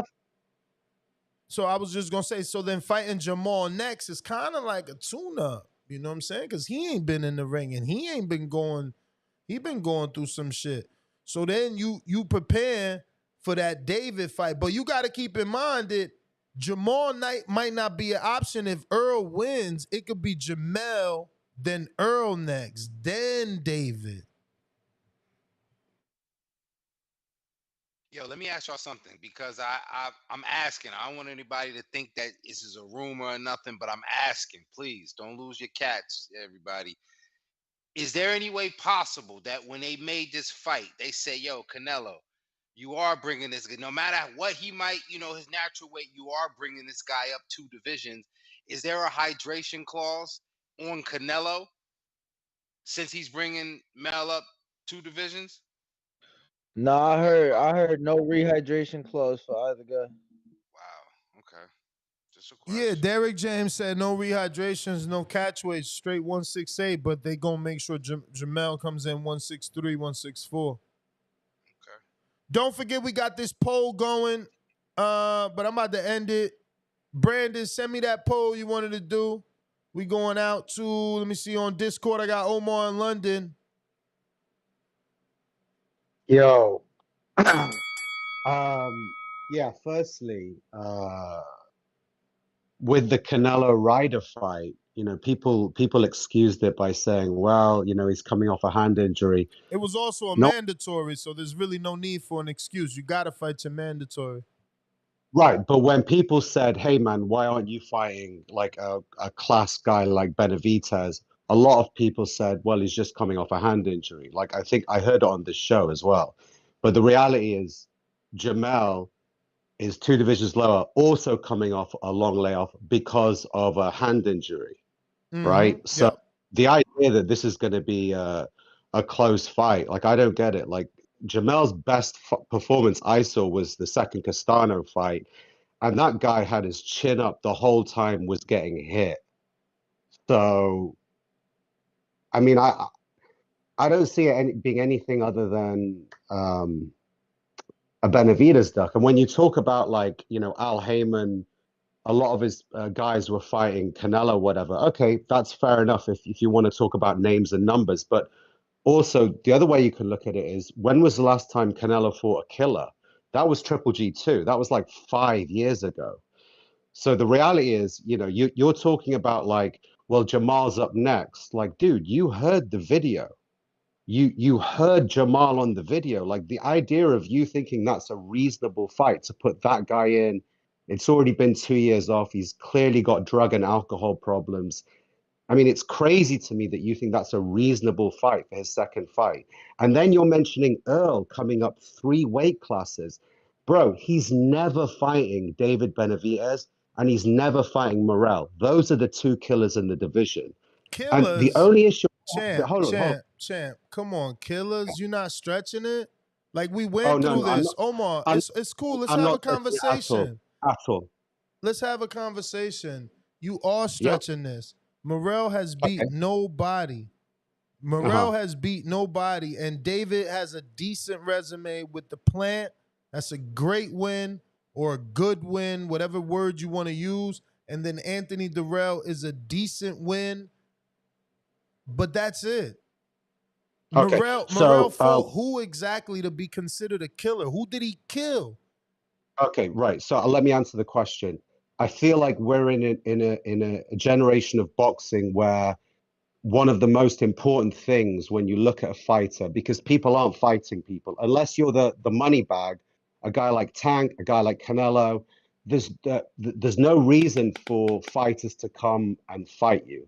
It's just the way boxing is right now, and you understand that more than anyone. I've heard you say it. So what becomes very important is the eye test, right? The eye test. And the reality is, Morrell is a fucking killer, and Benavidez is a killer. And Canelo knows that about Benavidez because he fought Triple G when he's over 40 years old, already very washed. He definitely lost the Derevchenko fight. I think he lost the Jacobs fight as well. And then he just got favorable cards. Like, he saw that Triple G was very washed. And then he fought Ryder. You know what I mean? Like, Ryder has like 5 losses on his record already. All in order to avoid fighting Benavidez, who, as you said, has no one on his record. But Canelo is no fool. He could see this guy and he's like, dude, I'm just going to get boxed up. Brother, you just painting a narrative. Fucking Ryder has a better resume at the time. Ryder fought and beat Jacobs. Ryder arguably beat Callum Smith. We watched the motherfucking fight. So it's easy for you to come on here. He did. Hold on. He arguably beat. You heard what I said. You heard what I said. He arguably beat. Let me come back on that. Let me come back on that then. Let me come back on that. He definitely beat Callum Smith, right? Callum Smith was a punching bag for 12 rounds against Canelo. It was fucking embarrassing. So Callum Smith is a nobody, bro. He's a nobody who got a belt, and he was apparently, quote unquote, the lineal champion, which to me was a fucking joke. That's just disrespectful. Callum Smith went through the World Boxing Super Series. How could you respect Ward or Josh Taylor, but not respect Callum for doing the same exact fucking thing? Who did Callum Smith beat in the World Boxing Super Series? George Groves. Okay, hold on. Let's talk. Okay, hold on. Let's talk about Groves. Groves, who had the fucking shoulder injury, bro. No, Groves. That George Groves. No. You see, everybody. I could paint a narrative too. Just like you said, George did whatever. I'm gonna say no. George that beat fucking Fedor.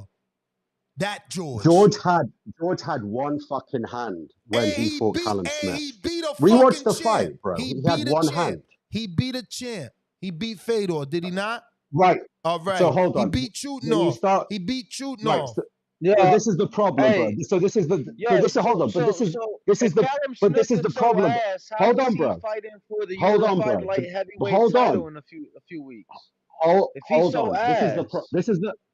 Wow, bro, you're not letting me talk now. This is the problem. You're not giving any credence to the eye test. You're just going, well, let's just look at the names. But the problem with looking at the names is you're not looking at who that guy was when he beat him, or all the guys that Canelo fought. You're not looking at all the favorable decisions he got. He could have Bro, easily had cool. 3 So or 4 we're more talking losses on about his the shit that record. hasn't happened. Let's talk about what hasn't happened. I Let's mean, talk about. Omar. At the Let's end of talk. the No, day, we've hold on. given Hold on. him extra time 2 Ness. times now.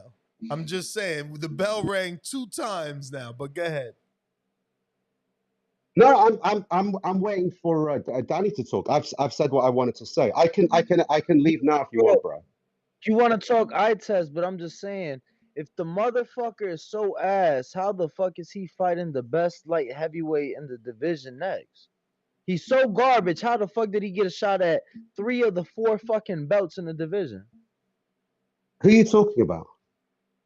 Callum Smith. You said he's garbage. You say he's ass. Bro, and I'm telling you, he's do you about to know fight for the unified light heavyweight title. So how garbage is he? Bro, I'll tell you. I'll tell you why. It's Eddie fucking Hearn.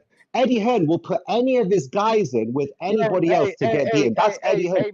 He fought two. Hold on, bro. He fought Callum Smith. You remember the fought 2 Wire? garbage guys.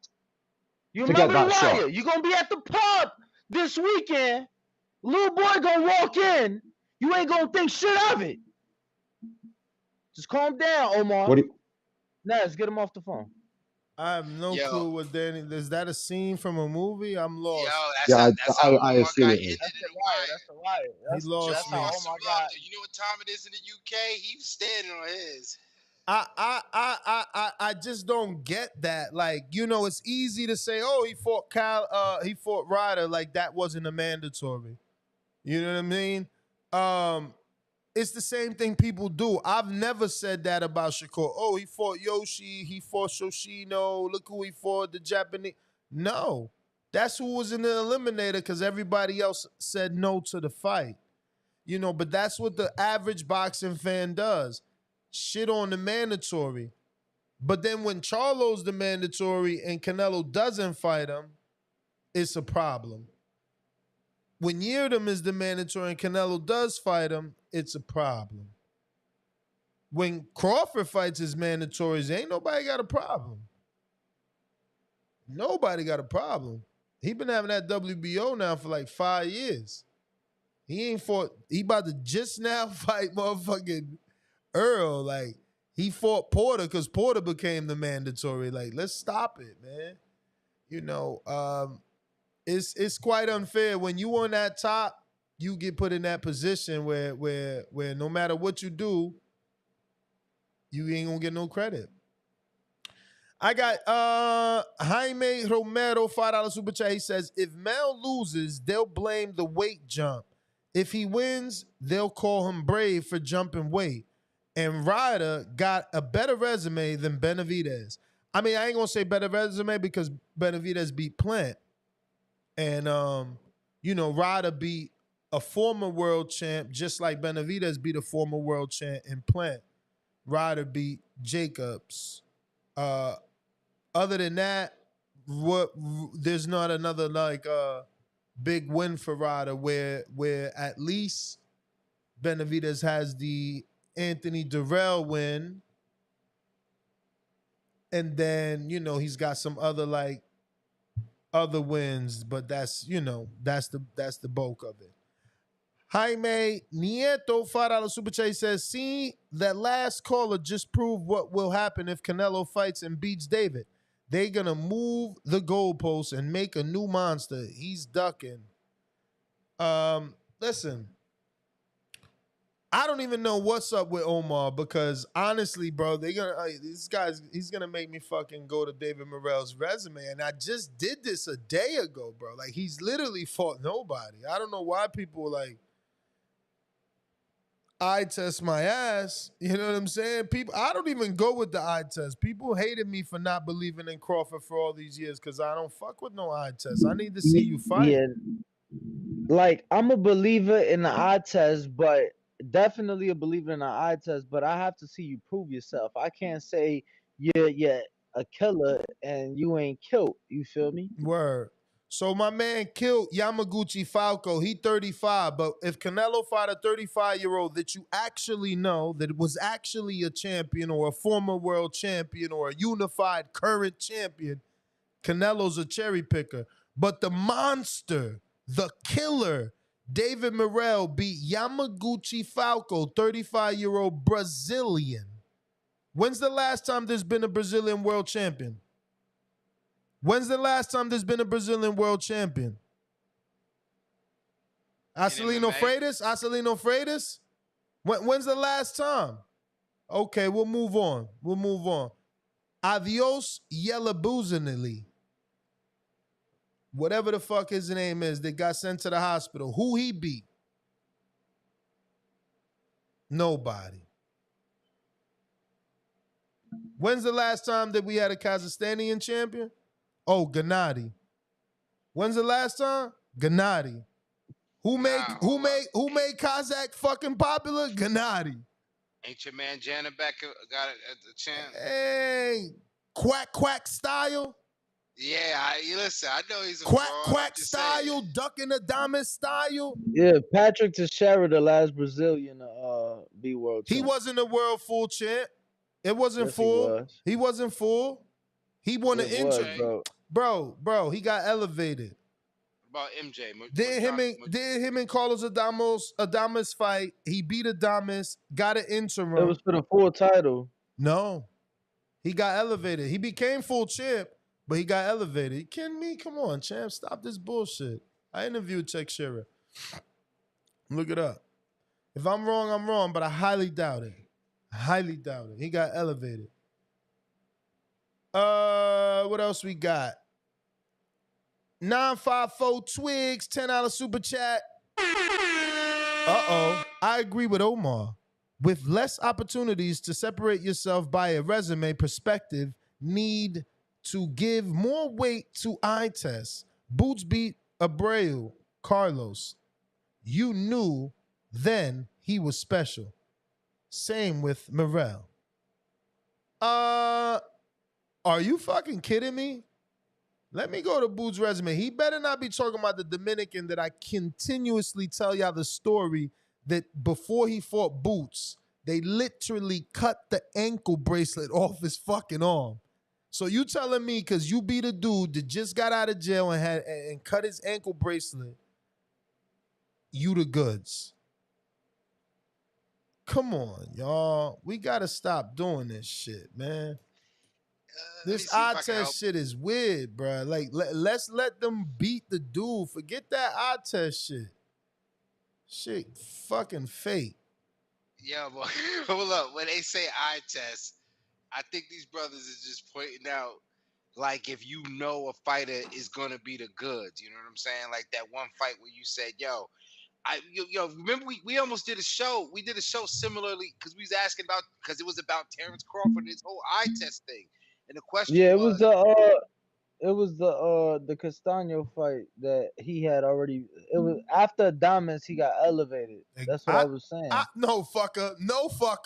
You said it was for the full. I said no. He fought for something and got elevated after the Castano fight. I mean after the Adames fight. Nah, he lost the Castano fight. I said Adames fight. Adames fight. That was Golden Boy. Send me the clip. Ain't nobody clipping you. Listen, what about this? Yendidis? No, Yendris. Bro, what the fuck is you talking about right now, bro? Get to some relevant shit. I'm trying. It's gonna Morrell's resume. Morrell's a killer. Oh, he's going through Morrell's resume. Shit, he knew that. Oh wow, yes, yes. I mean, why you lying? I think Amin got the page open. That's the only reason he know who the hell Yendris Rodriguez Valdez is. That's my cousin. Next, Quentin Rankin, not to be confused with Quentin Randall from Houston. Quentin Rankin, and we have no confirmation that this is Hannah Rankin's brother. Or not to be confused with rest in peace Louis Rankin, aka Lennox from Shatters. Speaking of Lennox Allen, Mike Garnonsky.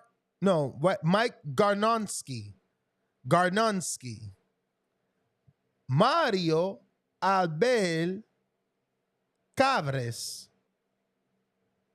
Alantes Fox. Calvin Henderson. Adios Yelzabuzza. And Yamaguchi Falco. How, y'all? Like, keep in mind that when people tried to use that dumbass eye test line for Crawford, the man was already a champion in 2 divisions.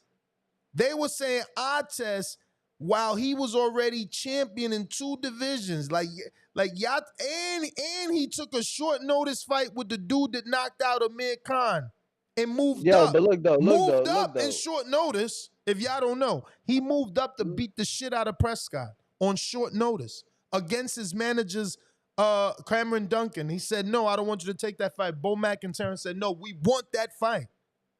Moved up. Though. So, like, where's the eye test for fucking David Morrell? What did David Morrell do? Lord have mercy. Go ahead, I'm sorry. But look though, no, I'm just saying shit. I've been saying time and time again through the years that I was saying Spence was gonna take over the welterweight division after the fucking the Canadian Phil LaGreco. What I saw on that night, June 20th, 2015, was something special. And I'm like, oh yeah, he gonna be the next one. You feel me? Some people eyes just better than others, champ. That's all. So you think because you seen an Olympian beat a Canadian, that was the sign. The fact that he went to the Olympics wasn't the sign. No. I'm saying it was a little thing. The fact that he was one of the best in that class wasn't one of the signs. No, it was the fact that he beat some Canadian. Yo, I'm gonna let you sit with that, foremost, yo. You good. First and foremost, and tell everybody wasn't Olympians, that. Tell everybody wasn't that fight a catchweight? No, I mean tell everybody wasn't that fight a catchweight though. Whatever the fuck it was, bro. I'm Whatever gonna Google it was. just in case I'm wrong. I'm gonna Google it just in case. Yeah, he was a last minute replacement. Yo, it's crazy that you actually learn how to Google. You should use it more often. But look though, all I'm saying is what I saw made me believe, cool, he gonna be the one in a couple years. I wasn't wrong.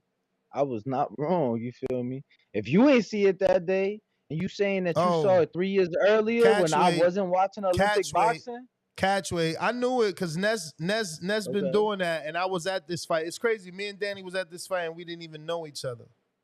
Nah. Yo, what if we bump? What if we bump elbows like in the movies? What if we bump elbows like in the movies and shit? But some full circle shit. But look though, let me tell everybody the story. If you saw it, you get what I'm saying. 3 years prior, kudos to you. I'm just saying, there's plenty of motherfuckers that go to the Olympics and actually get a medal, unlike Earl. And I don't think they hit, or they don't even go do shit. So it's like, for one, I wasn't watching the 2012 Olympic boxing. You feel me? Danny, wasn't doing that. I mean, all I'm trying to say is that you acting as if Earl wasn't the most hyped. He literally was the most hyped out of the 2012. There is no bigger name than Earl out of the 2012 Olympics. What are you talking about? Was that I'm saying. I mean, the fact that you think that you saw something because of a fight with a Canadian. No, it was subliminally in your mind. They've been pushing it. You telling me shit. You talking about shit that I felt in the moment, and I ain't know none of the shit you talking about. I ain't know who the fuck his trainer was. I ain't never know. Bro, I barely had heard, like, I barely knew who Al Heyman was. Like, that's true. Like, okay. I knew the name Al. I ain't know nothing else. Like, nothing. You was talking to a fucking casual. You understand? First fight I ever attended. You get what I'm saying? Outside of Floyd Mayweather, Oscar De La Hoya, Canelo Alvarez, and Adrian Broner, I never in my life watched anybody else until I moved to Vegas. When I moved to Vegas, there was no other sports. That's how I got into this shit. You get what I'm saying? So Sean Porter beating Adrian Broner, who I had been watching for years. That was nice. That was cool. I was more impressed with Earl. That's all. I got 9-5-4. Actually, I got A-Rod member for 6 months on that prospect level. I feel like Charlo has to fight like Laura to win. Laura didn't get the win, and it was just controversial, which wasn't enough to win. So he's got to do more than Laura for sure. 954 Twigs, $5 super chat says Morrell KO'd the guy that KO'd Boo Boo, that knocked Boo Boo down in less than 10 pro fights. You was just gassing Andy for beating a senile fighter. Listen, I have no clue who you talking about, but I'm gonna check his resume. Who the hell knocked down Boo Boo that Morrell beat? It better not be Alantez Fox, because that would be a lie. Who? Who could have possibly knocked down Boo Boo? I mean, it's only Alantez Fox that fought him, so now he's making me click on Alantez, go to Boo Boo. Where that fight at? Oh, shit, Andre did go down in the 7th.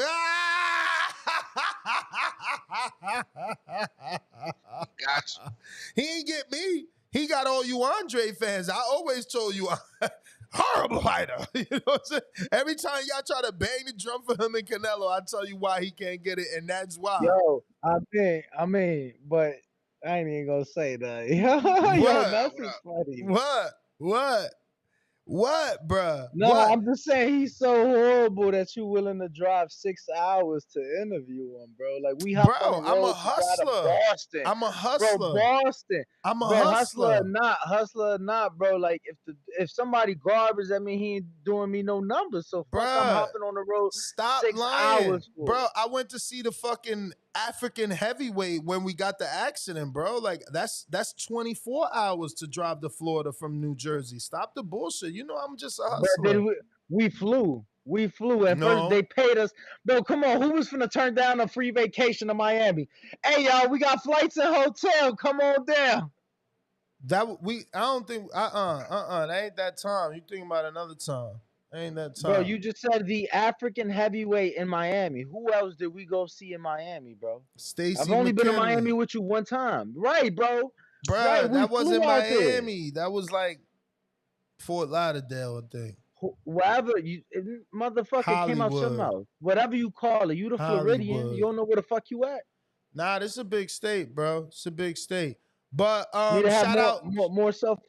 Go ahead, man. I was just gonna say shout out to 954 Twigs that think Alantez Fox knocking down Boo Boo and Morrell beating Alantez Fox is some sort of triangle theory that makes him good. That's funny to me. Then he said you was gassing Andy for beating a senile fighter. And then he came back with another 5 and said, he said, I see it. He said, you full of shit. So you never believed Devin was going to be great before he became world champ. I bet Nez believed in Haney before he turned pro. I sure did. What Olympic class was champ part of? Bro? I sure did believe in Haney. I see, but that's our test. But my odds are better than y'all's. Was I right or was I right, Danny? Who was right more, me or you? Motherfucker, because Devin became undisputed before Earl.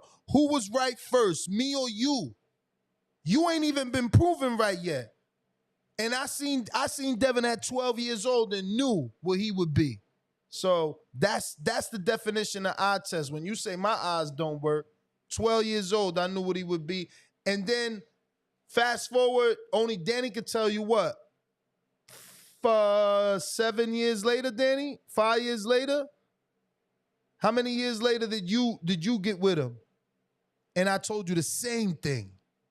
The same thing. Before any belts was around his waist, I said, get with him. He gonna be everything and more. Yo, watch, that's gonna be a new trend. Everybody gonna point out who was their first eye test. My first eye test was Shakur. Word. I saw Shakur. Yeah, but Shakur, that's what I'm saying. Some guys, you can't say that. Shakur, bro, come on. I knew about Shakur before he turned pro. Like, Floyd flew to Rio. Like, for anybody that try to say, I test Shakur, like, get the fuck out of here. They've been telling us about Shakur since he was like 14. It's not fair. That's what I'm saying. Devin at 12, that's before he even sparred Shakur. The first time. That's before he sparred Shakur at 14, before he sparred Shakur at 16. You understand? So if you say Shakur, yeah, you better tell me you seen him in Mount Prospect at North. Don't come telling me you see Shakur and you got the eye test on Shakur because you watched him in the Olympics. That shit don't count. You late to the party. You late to the party. Now, the Boots fans, that's a fair one. Boots is like, yo, you put people on. If you was an early Boots now fan, all of a sudden, if you go to the Olympics, you finna be that. No, that don't mean that. But again, it's like the Earl situation, Danny, and you know that. Out of that class, Shakur was the biggest name. Out of that class, Earl was the biggest name. So it's like, you not telling me nothing by saying Shakur's the good nigga. We know that. Hold on. You saying out of that class, but you talking about, like, when you say out of that class, are you only leaving into the Americans? Man, everybody. He was that dude. Again, I wasn't watching it, but it's like, I thought you was talking about only Americans. But if you saying everybody, what I hear is that out of everybody who participated, somebody stood out from a country who ain't medal in no fucking division. Yes. The kid. Let me finish. You asked me a question. It's gonna be quick. Go ahead. Because it's like, bro, I'm not disagreeing. I ain't watched this shit. That's cool. Like, ain't never heard of Errol Spence before June 2015. Okay, that's cool. That's you. And I thought we was just talking about Shakur, who has the same exact story as Floyd, who even cried like Floyd at the post fight. I mean, so yeah, I do believe that Shakur, his name traveled through the boxing world, and his face was all over ESPN after the Olympics. Yeah, I absolutely wasn't talking about Shakur. I mean, Shakur medaled. So that's what I was seeing when you were saying Earl, I'm like, oh, he got to be talking USA only. But again, this wasn't an era I lived through. This wasn't shit I lived through. I watched Shakur be through the trials and the Olympics. Well, so to me it's different. But yeah, I mean, I had hung up because you was full of shit. But yeah, I heard you. Yeah, you said that first time I ever met you, you told me to invest my time on one fighter, and his name was Devin. Yeah.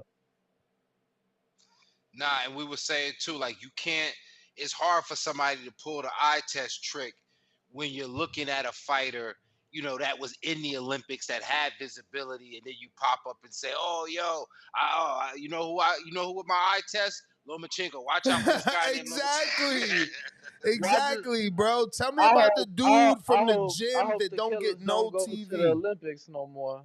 Because then if they do, then we automatically can't get no credit for knowing they were some killers. Because I hope Canelo don't go to the Olympics. I hope Lil Zay don't go to the Olympics. I hope Lil Manny don't go to the Olympics. I mean, that's what I'm saying. How could someone put you on Little Manny? Like, how? How could someone say, yo, the eye test? Like, my man's been showing skills since way before you knew him. That's right, John Chance's brother. I knew him at the same time I knew Shadeja Green. So how could you put me on him? Or Shakur put me on him? When I know his goddamn father. No. I'm not saying that anybody's putting you on. I'm not saying anybody's putting you on. But look, perfect example is you've known him, you said, since you've known Shadeja, Rajan, his big brother. So now you telling me, based off your logic, that if Lil Manny go to the Olympics, you can't say you knew. You can't say you knew because he went to the Olympics. So now that's null and void. No, not that. I could say I've been new. Like, everything that's happening right now isn't random. Well, I mean, you already told us Yaz better. You the man. Your word is law. You feel me? You the man. So whatever. Get your Danny, whack it's like ass. this. It's like if I say, yo, I know him from East Orange, PAL, Safe Haven. You know what I'm saying? Like, I know him from Jersey. And then, so the cat can't put me on by the time they see him in the Olympics. Exactly. And then say it was my eye test. I found him in the quarterfinals. Like, it's like, no, your eye test couldn't have found him in the Olympics. Your eye test would have had to prove him before then. Like how y'all know Corral. So what's the cut? What's the cutoff, y'all? Let me know. Like 12 years old, 13. Like when does somebody have to be discovered for the eye test to be worth it? Ness? Since you got the best eyes in the world, champ. Nah, I mean, again, the eye test is only host with glasses on. But go ahead. The eye test is any age, right? Is any age. It's just, I'm just saying, you can't take a popular fighter and then try to act like you put the world on off the eye test. Like, my man's been good. Rajan Chant's little brother has been spawned and in been tournaments internationally. He's been hanging with Shakur. Like, he's been good. Can't nobody come and be like, yo, I'm putting you on this new fighter. He been good. So who else been good? I don't know. Depends. I mean, we be in the what gyms. amateurs right now? What amateurs right now? Carmel Moten. Carmel Moten. They can't put me on Carmel and come tell me, yo, the eye test. It's like, dog, I've been watching that kid spar world champions, current world champions. Like Keith Cologne. So now, are we guaranteed that they gonna make it? Bro, when I get enough rounds watched, I'll go on a limb and say Carmel's gonna make it. The only way Carmel don't make it is, signing to someone, which he's not. He's more than likely gonna go with Floyd. We all know that. And say what you want about Floyd, but he put Tank in position, and this kid is Tank. He looks like Tank. He fights like Tank, but he throws more punches than Tank. And he might be more talkative than Tank. I mean, yeah, Carmel for sure. He's next up. And fuck, he ain't no pro yet. And that's called the eye test. But it's not off watching him fight once every 6 months. It's from being in the fucking gym and watching them spar professional athletes and then watching them spar world-class champions with current titles. So before he turned pro, how many times in person have you watched Devin spar? Before he turned pro? None. I mean, maybe that one time when I seen him the first time, and I'm not even sure because I think they were still at Barry's gym. Maybe. But again, at 12 years old, when I seen him working with Floyd and I seen the way he was working with his father, you can tell it's about mindset. Like, we're talking about a 12-year-old boy. So if you can't see the maturity in him at that moment, that's your own problems, but I was a 12-year-old boy. I know what I did and didn't want to do at 12. So I seen that immediately in him. I seen the discipline and I seen the technique at that age. That's part of the eye test. You don't have to see him spar. Ain't Dominicans big? Like in the Dominican, aren't they known a lot for like plastic surgery and cosmetic surgery and shit like that? Ain't that a big thing in the DR? I think it's becoming a bigger thing now. For me, I feel like Colombia was first, and then definitely, and then is that DR. where you went? What? I'm trying to figure out where to get those eyes, bro. Because I gotta have the eyes that because you said we ain't got the eyes you got, bro. I need those eyes because I need to be able to find 12-year-old talent. I mean, you lived in Vegas longer than me. I verbalized Freudes Rojas. He caught a 7th round knockout. But he had already been to the Olympic trials, bro. We had already seen how good he was. I never seen him. I never heard of him. But it was too late. It was too late, though. Nobody According put to me your on. logic, it was too late. No one put me on. No one's yet to call in. Nothing. I put y'all on Freitas. Not you. You was there with me. You feel me? But you didn't show interest like me either. Don't front. I was the one that ran around the gym, to talk to him and to his trainer and to ask his age and all that. Yeah, I don't run, I champ. know, So I you know. right. I You Yeah, don't. too cool. I yeah, woke up to another man. I ain't finna chase after him. yeah. I hear you. You too cool for school. You too cool for school. It is what it is. I seen talent. Yo, I seen talent. I knew Abdullah Mason before you. Now what? Let's see who go first. For Fuck you sure, talking for about. sure. You probably And then, did. and then when their careers is over, Actually, that's not whoever go necessarily further, true. the other person That's walk not away true. from the boxing That's not voice. true. You didn't know him before me, and actually, I put you on him because You when never put me on him. man, You you never put me crazy. on him. I wasn't even working, bro. I wasn't even. You was Go ahead, with champ. me, Go ahead. Jog. Just fall back. You was with me. I was with you now. When I did his brother's fight, Abdullah wasn't Knew even him a before pro. that. Knew him before that. Knew him before You that. knew him before that? I saw him. I saw He him. wasn't a pro then. A year be. He wasn't a pro then. When his brother I know fought, that, bro. I saw him spar oh, Shakur before that, brother. I ain't gonna get mad if you say so. You lucky. You lucky. But we got Way B, $5 Super Chat. He says, if I was Charlo, I would give up a little of my purse to negotiate a rehydration clause. He is already jumping up 2 divisions, trying even the odds. Yo, that's gonna be hard to do. I mean, it's crazy, right? It's crazy. I had a white coworker in the military that ain't give 2 fucks about boxing. But boy, oh boy, when Frank Martin bust on the scene, bro, he was on him because he from Indianapolis too. But I can't give him credit because Frank was already pro. You get what I'm saying? So I can't give my boy Tyler credit for putting me on Frank, even though I ain't know who the fuck Frank was. And Bro, 954 Twig says, he says, Ayavios ain't even a bad pro. Have you even watched him fight? Lame. Bro, champ, try to understand why you here. You here because we know what the fuck we talking about. I watched that dude spar and get his ass beat up all around Las Vegas. I knew he was losing. he was getting beat up by 154 pounder. Yo, why you just say it like that, bro? I'm just saying. All over Vegas. Because it was in DLX and in Top Rank. I done watched people put hands on his ass. But you gonna tell me what I don't know. You talking about he a killer when... How you a killer when you... The motherfucking dude you fighting is already dead. And he look, already dead. Bro, Ayado showed us that shit in the gym, bro.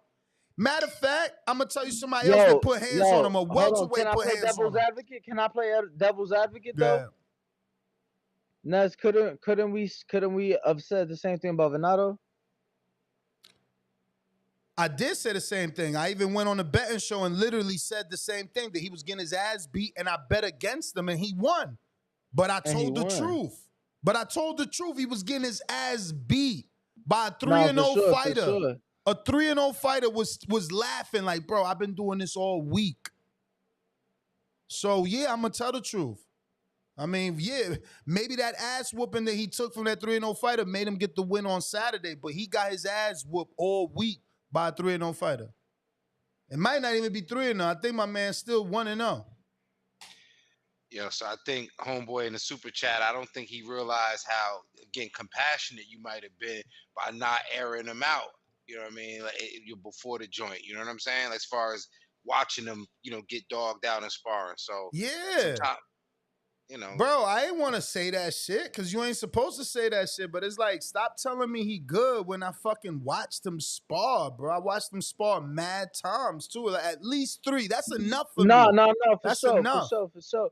I was just giving an example where you said the same thing. You get what I'm saying? And obviously the fight played out different. That was just one example, though. You know what I'm saying?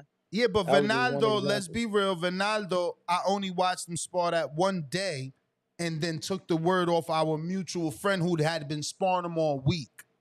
No. I mean, I ain't take the word. I saw that sparring, you know. Well, there you go. It was like, you know what I'm saying?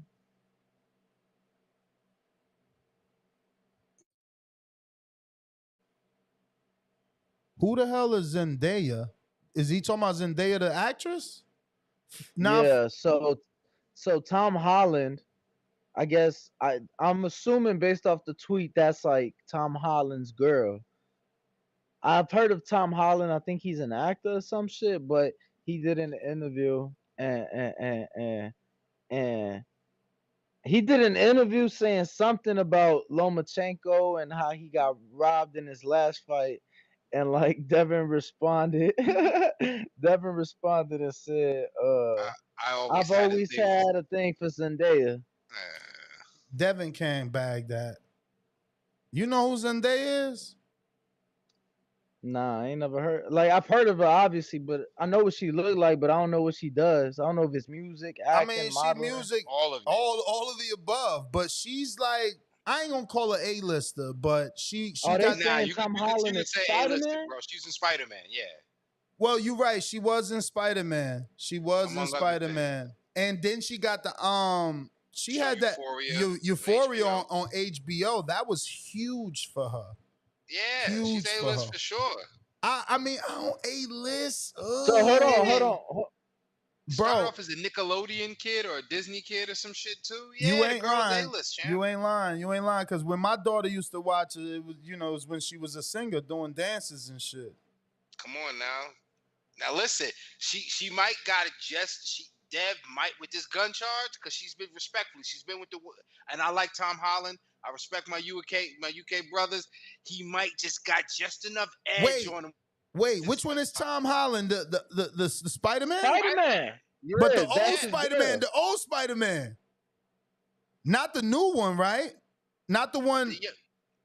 No, the young one, they was in the movie together. No, but there was two from the UK. I mean, there's one from the UK that was the other one. I'm gonna look them up. The most recent one. Okay, so No the Way most Home. recent one. The most recent one. All right, so yeah, because I actually like the other one. He's pretty funny, man. I like that guy. Let me Yeah, get somebody said I put Zendaya in YouTube and I see her kissing on two guys. All right, so what? Damn, what the fuck? People always worry about I somebody ain't gonna else. lie, I like my girls kissing girls. You feel me? Like, I don't. Yeah. I mean, that's just if some I'm sexy googling, shit you're if I'm saying. googling a woman for the first time, that ain't what I want to see pop up. I ain't gonna lie. Let me see. Spideyverse. What the fuck is that one? But yeah, Dev got enough. You know what I mean? If she like a little bad boy. Oh, so they really started dating. Okay, so that's the one. Okay, so they must have dated off the set. Yeah. Okay, so now that's not the one I'm talking about. The other one before him, he was from the UK too, but obviously this guy took his spot. We got hella callers. We going out to Al in the Bay. What up? Yo, what's up? Hey, I think the one who's gonna win the fight out of Charlo and Canelo is whoever's gonna put the pressure on the more. You know, whoever's gonna be the pressure fighter is gonna win the fight, no matter what. Body, head, whatever.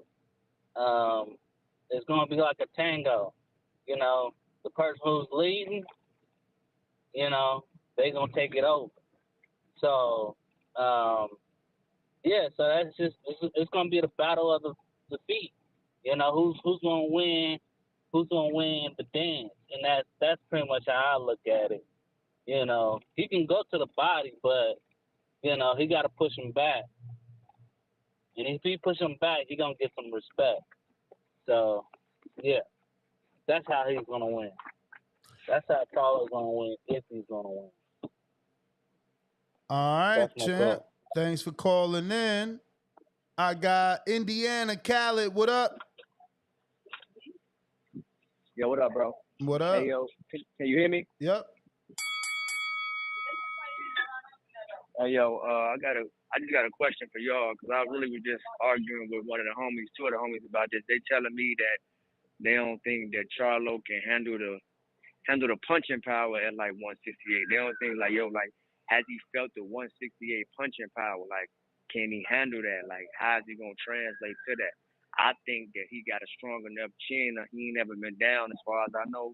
I think he can handle that. You know what I'm saying? But what would be your argument against that? Or is it no argument against it and then that's just a valid question that we just gotta wait and see? I'm asking y'all like how y'all feel about it. Yeah, I mean, I think it's both of those answers. It's something we're gonna have to wait and see. But I also feel like he's never been down. You know, but then you got to factor in that Derek James wants him to be lighter, so he's probably trying to be elusive, trying to use his speed. Yeah. Not to be hit. I would be more concerned about Charlo being vulnerable from a body shot than a chin shot. But Carla, you from Indiana, let us know about Frank Martin. You know what I'm saying? Like, when was your first put on with Frank Martin? Did you know that he was from the town or what? So I'm from Gary, Indiana. That's like 2 hours away from Nap. But shit, I got put on Frank last year. I think I got put on Frank like on some like caught a highlight. Then I caught some Sean Porter talking about him and shit like that. So I ain't catch him early. I started watching some interviews and that's when I got put on him. But really after that fight where he beat up Buddy last year, that's when I really started fucking with him. I mean, but I was just hearing about him. But I wasn't on him early though. I wasn't on him like amateur days and nothing like that. I ain't catch him like that. So no, it ain't like that. I ain't gonna hold you. But he nice though. He nice though for sure. So Hey, shout out to Gary, man. I Shout out to just Gary. want to get y'all a point. Hell yeah, Danny. You know, it's 219 shit. All right, champ. Yeah, I done took some shit down in Gary before. All right, what up?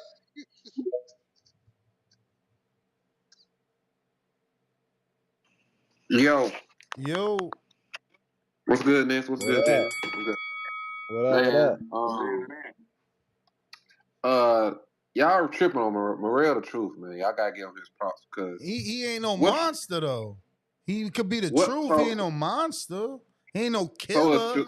They out here putting all these adjectives on him and shit. Shakur and Devin is proven, champ. Shakur and Devin is unified champs, man. They been there, done that. They got Ring Magazine belts. I'm talking about when you first seen them and knew that they would be champs, though. But nobody said they was killers then. I never called them a killer, man. But you knew that. But you knew that they was.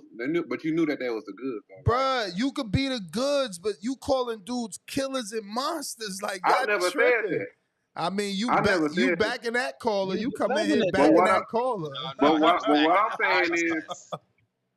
I'm saying is, we saying that guys is we know guys about do this and that, and they're coming from the USA amateurs. But Cuban, they got the best amateur program in the history. But they never killers. Why are you making shit But up? Morrell, that's the point. Morrell different. Like he got like an American. Look at the way he fights. He ain't fought nobody.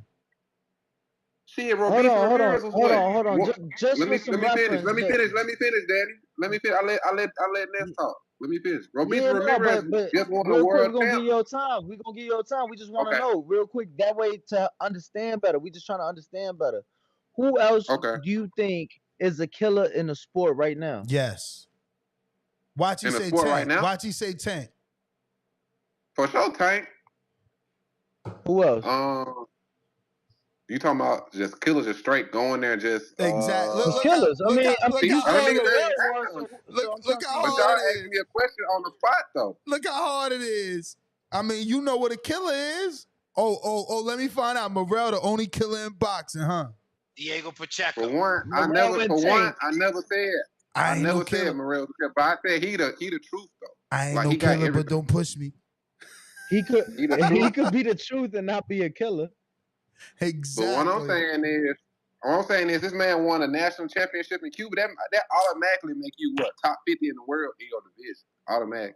Man, fuck a national championship. Robeisy won a gold medal and got starched in his first fight. Fuck a national championship, man. He did. Morrell don't fight none of them dudes though. He got Morrell, you right. Morrell don't fight. You right. Morrell don't fight. Nobody we care about. Okay. I mean, true. He's trying to fight Benavidez. Benavidez didn't want to fight him. I understand why. Why would I fight him if I'm Benavidez? Why? Why would I look back at a prospect? I just said I understand why, but it's not like he's not trying to fight nobody.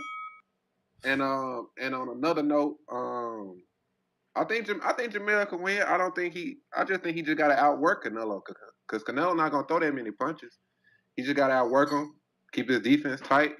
And he gonna outwork make him. It's like you said, Canelo too conservative, but that's the bell. But he gonna outwork him. I'm telling you. Shout out, champ. I, David Morrell, Tank Davis, the two biggest killers in the sport. no, but look at the jump. Tank proven 4-time champ. Morrell regular belt champ, 1-time champ. He and not just his Tank a numerous time champ. He didn't beat world champions. He didn't move across weight For classes. real. that's all You I'm know, saying. Like, Better be look, it's crazy. I consider Better be the killer, and even him, we didn't seen him. I personally didn't seen him on his ass in person one bro, time that is before. a killer. He didn't be. That's But the definition of a killer, bro. Like Kovalev was a killer before they try to kill me. Kovalev was a killer. Stevenson was a killer. Gennady was a killer. Adonis was a killer. Like, yo, first of all, you ain't no killer if you ain't knocking people out. You gotta knock motherfuckers out. I'm Wilder sorry, was a killer. We have to say Inoue's a killer. You get what I'm saying? Yeah. I'm not saying he not. I'm just saying if you starching top level another opposition, example. if you knocking out top level, you a killer, man. You a fucking killer. Not this fake shit they making up, bro. This ain't, you can't just beat up anybody. Like, bro, put me in there with some 12-year-olds. I'ma whoop they fucking ass and look like a killer. That's stupid. Shit corny, man. General Camino.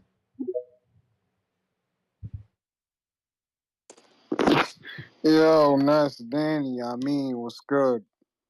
What it do? Chilling, man. As far as this Charlo Canelo fight, it's a fight I didn't think I'd ever really want or even think we'd get, but now that it's here, I'm excited for it. I think it's a good matchup. I think I don't know. As I listen to y'all and I learn more and I get different perspectives and opinions, it looks like more of a closer fight than I thought it would be. But at the same time, I wonder, like, PBC gave him a 3-fight deal. This is the first fight. I mean, would they really put him in a first fight he gonna lose? So from that angle, you kind of think like, damn, he definitely might get the win. Canelo, that is. But I don't know. I like that little hype video Charlo put out the other day, and I thought that looked real good. So I don't know. It should be a good fight. I couldn't really tell you who's going to win. I really don't know. I'm excited to see it, though. But, I'm going to beat the drum again and definitely let y'all know I'm excited for that Fulton fight, too. I can't wait to see that. I think Inoue is a very good opponent for Fulton. I think this is probably be his toughest fight he'll ever fight in his boxing career. So I don't know. I'm really excited for that fight, too. I think this is a great year for boxing.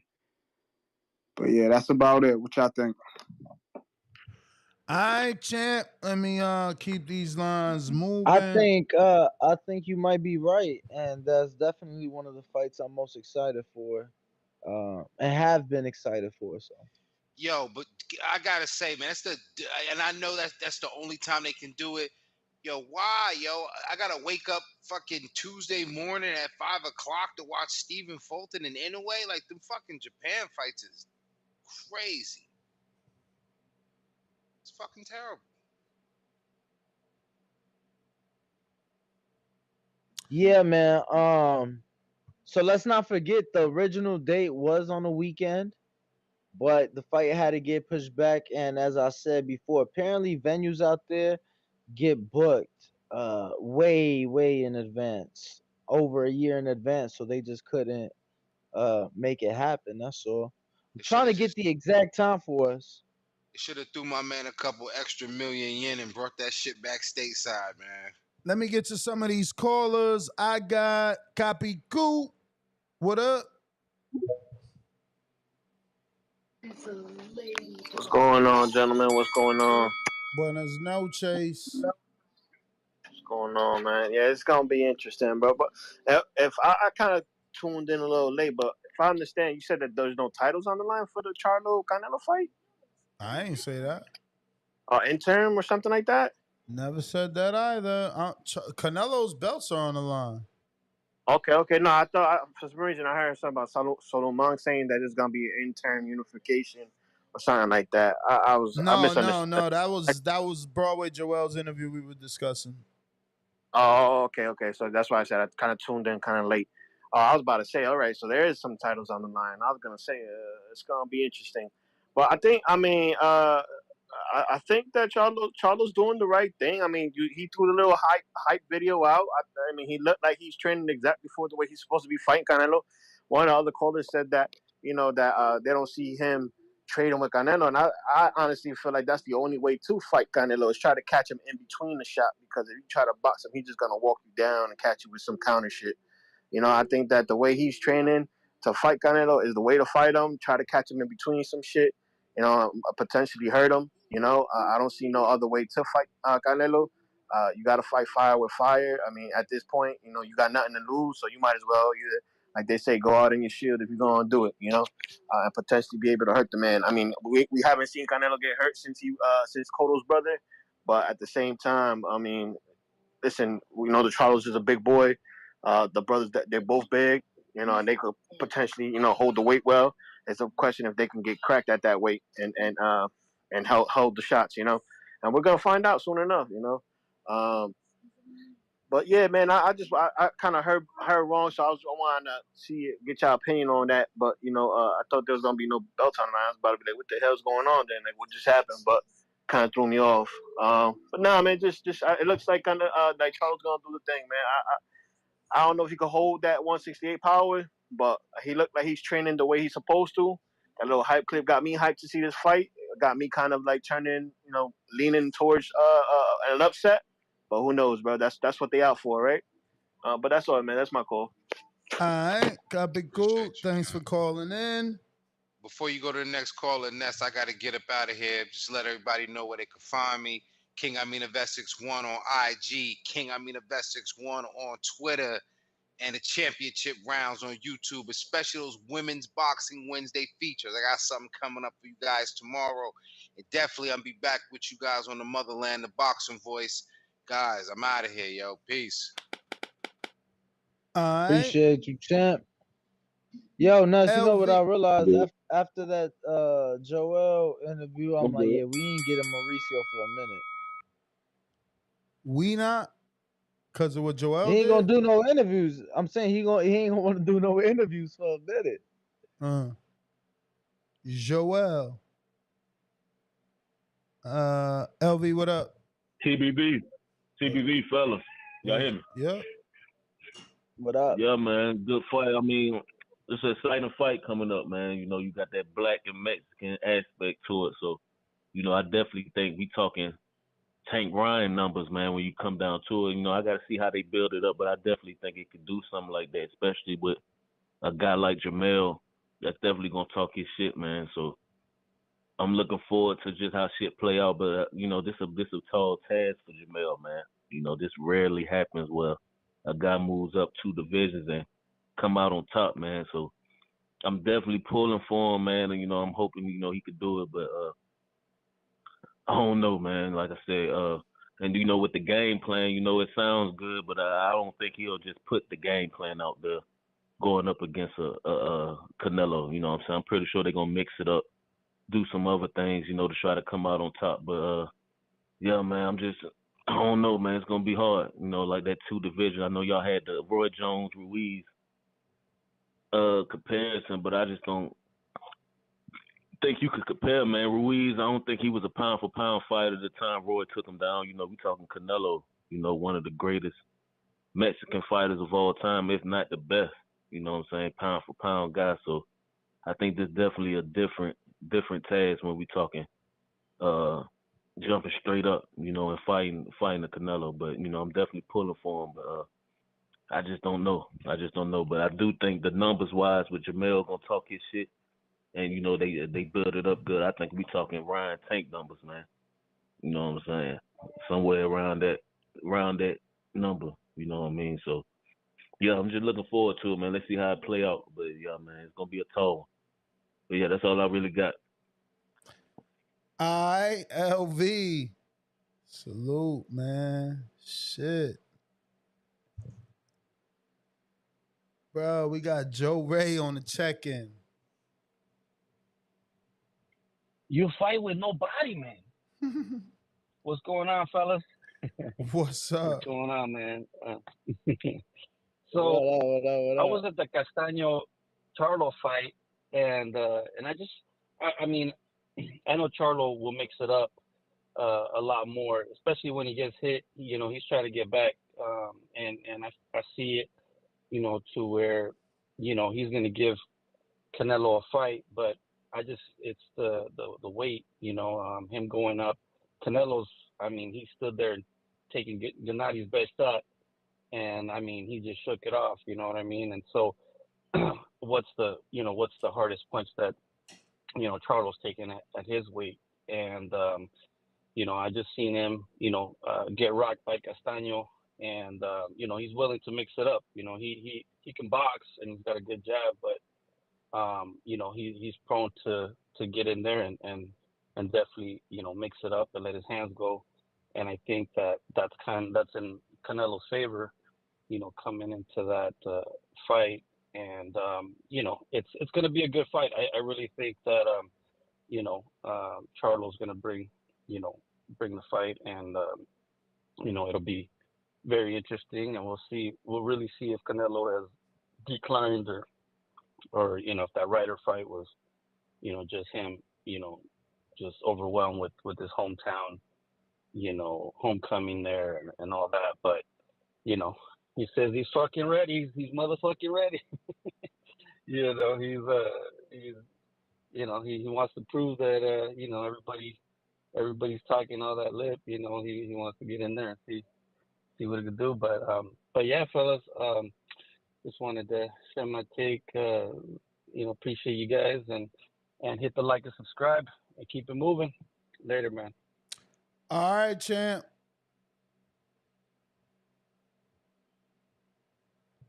Next up, NFL. What we got? NFL.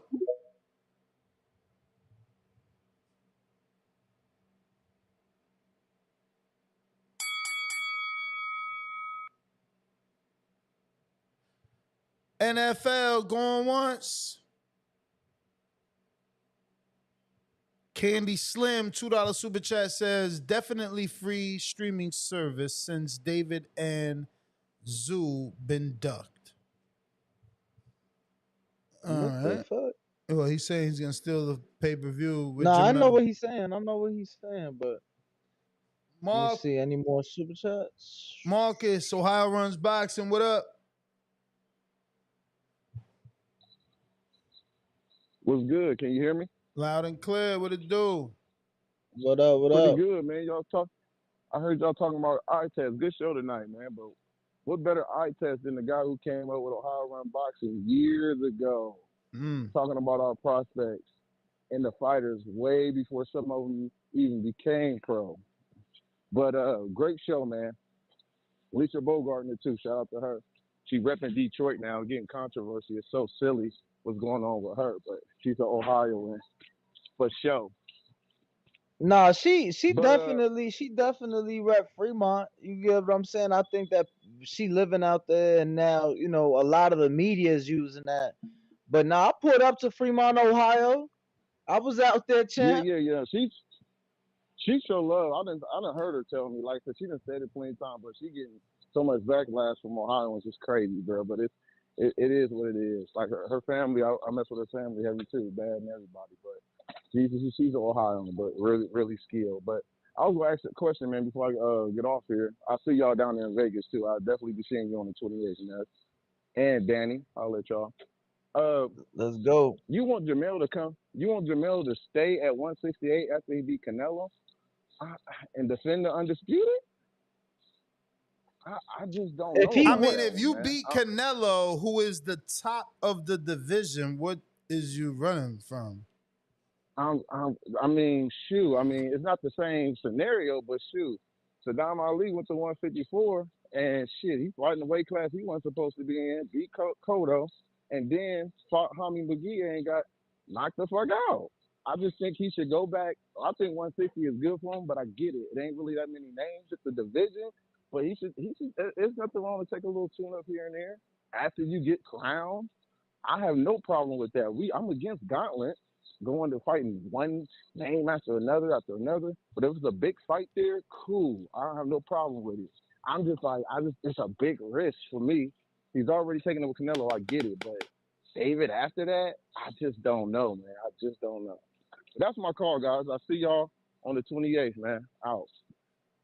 All right, champ. All I'm gonna say is that Jamel, to me, I think would get more credit for fighting guys like Benavidez and bigger purses too. So I think that it's just more enticing fights. Should he beat Canelo, I think he'd be more enticed to take some of those fights than he would be to go back down and, like you said, Ness, risk himself like Roy did. Tommy, Florida.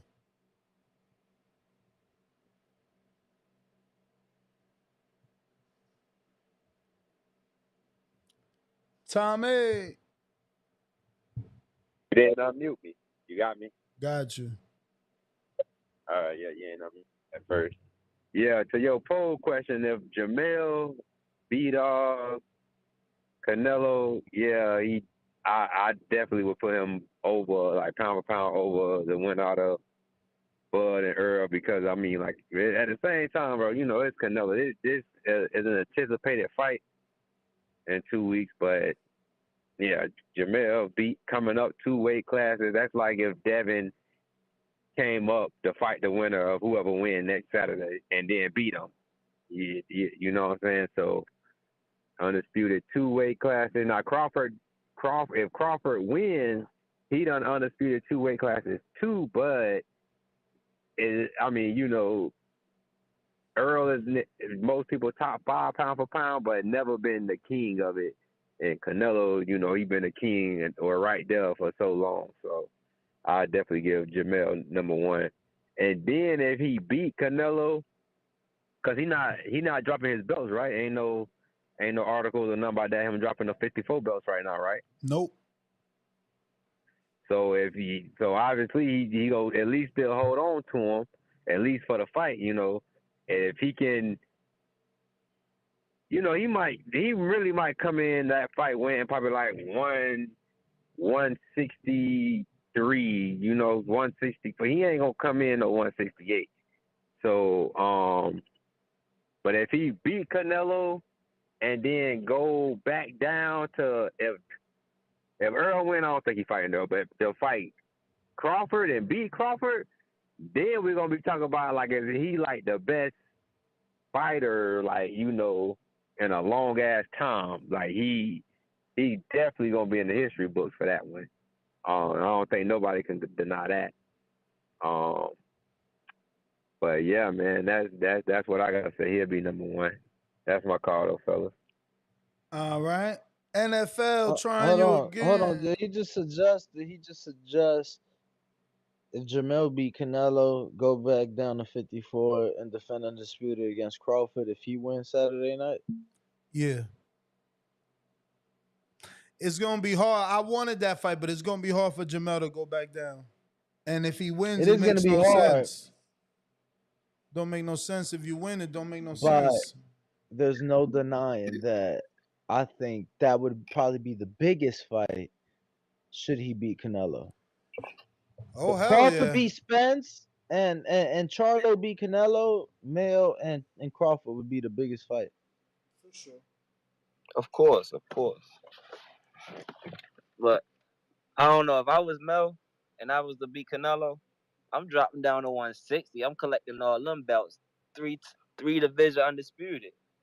Like you said, it's not as, you feel me, as big names, but it's not as many monsters either. So if once you get 3 undisputed, 3 division undisputed, now Hall of Fame career, you up there with the greats.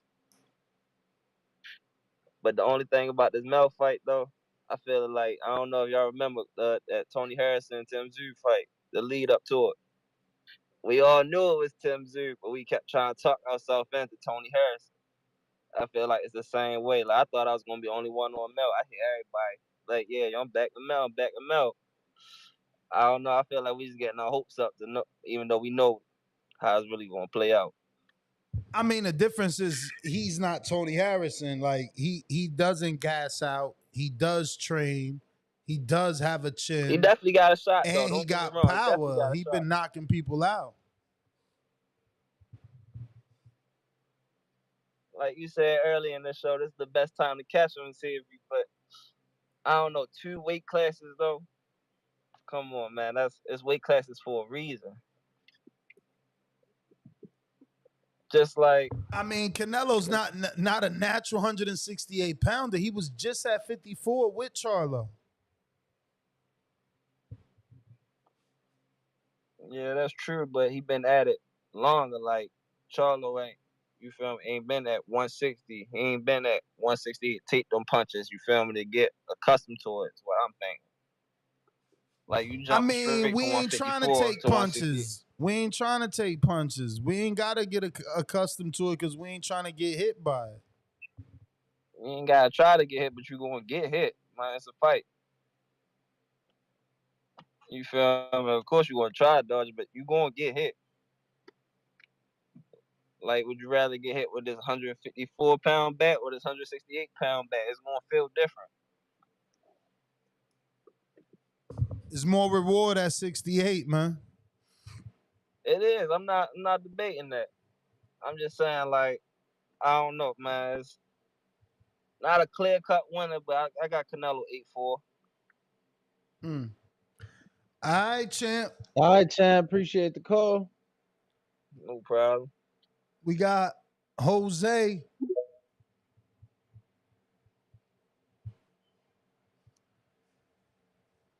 If you're watching this on YouTube, don't forget to smash that thumbs up button. It's going to help with the visibility.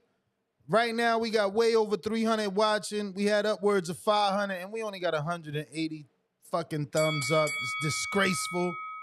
Damn right. Shameful. Jose, what up?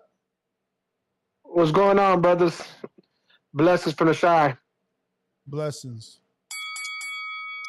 Now, my take on the fight, I feel like this is going to be the fight that actually shows if Canelo is really just declining or if he just had some setbacks due to the injury and like Progress said about all the tickets when he had to sell when he was at home. So it's just like we don't know what was going on in Mexico when he had that fight. And also one thing that I do know is that in Mexico when you play sports, it's a big difference, bro. From when you're playing in Mexico and you're playing here, like in the States, for some reason that air and that heat feels just different. And I mean, no excuses. This is gonna be the fight that shows if Canelo is gonna keep going up or if he's just gonna call it a day pretty soon. So I personally think that he's gonna thrive in this fight, and if he wants to make people give him that saying to say that he's on the top again, he has to make an impact in this fight, whether it's stopping him or a one hit knockout. But I mean, that's my call, man. All right, yeah, I don't see a one-punch knockout. That's going to be difficult. If At he does all. that, At that's all. going to be, that'll certainly put him back on the top of He's everyone's had them pound for though. pound. He's had a lot of them though. We Yeah, I got to know. give him that. He has had a lot of them, but yeah, I don't see that shit happening. And I mean, the two fights before that he fought in Vegas, Triple G and Bivol, and it's like, what was the excuse there? He didn't fought in Vegas his whole career, you know. I got Georgie Porgy in Boston. Hey, yo. What's happening? What's happening, people? Mr. Gibbs Danny. What up? Yo, what up, D? What up, Georgie? How you feeling, champ? Nigga, I don't know, man. I heard some caller talking about what I told you the other day. And next today, he likes to have the Danny spicy and shit. So I'm going to have to retract what I said yesterday. No, listen, brother. I always want to see you around here, Danny. I'm never talking down to you, brother. I just want to see you around. That's all, baby. Nothing but love. Now let me get It's on. all love, Georgie. Let me get on this cat real quick, bro. I'm going Charlo all day. I only worry about a robbery, bro. That's all I'm worried about, a robbery. I see Charlo winning. There's no, yo, come on, man. Canelo's on decline. You guys want to talk about injuries and this and that, the third, like Father Time doesn't catch up with everybody. All these cats are, oh my G. Crawford is sold. Canelo is sold. You people say they're like, yo, they live in their prime. They're on the dark side of their lives. They you know that shit is declined from now on. It's like Ness say, if he cannot take him now, when the fuck he gonna take him? You know, I mean, it just, I don't know. For me, it's obvious. I just calling to support the channel, like always. Everybody out there, donate, support. I'm out. George, appreciate the call, my brother. Yes, sir. We got Treese in Toledo. Yo, You're what up, dog? What up? I told you in a little late on it.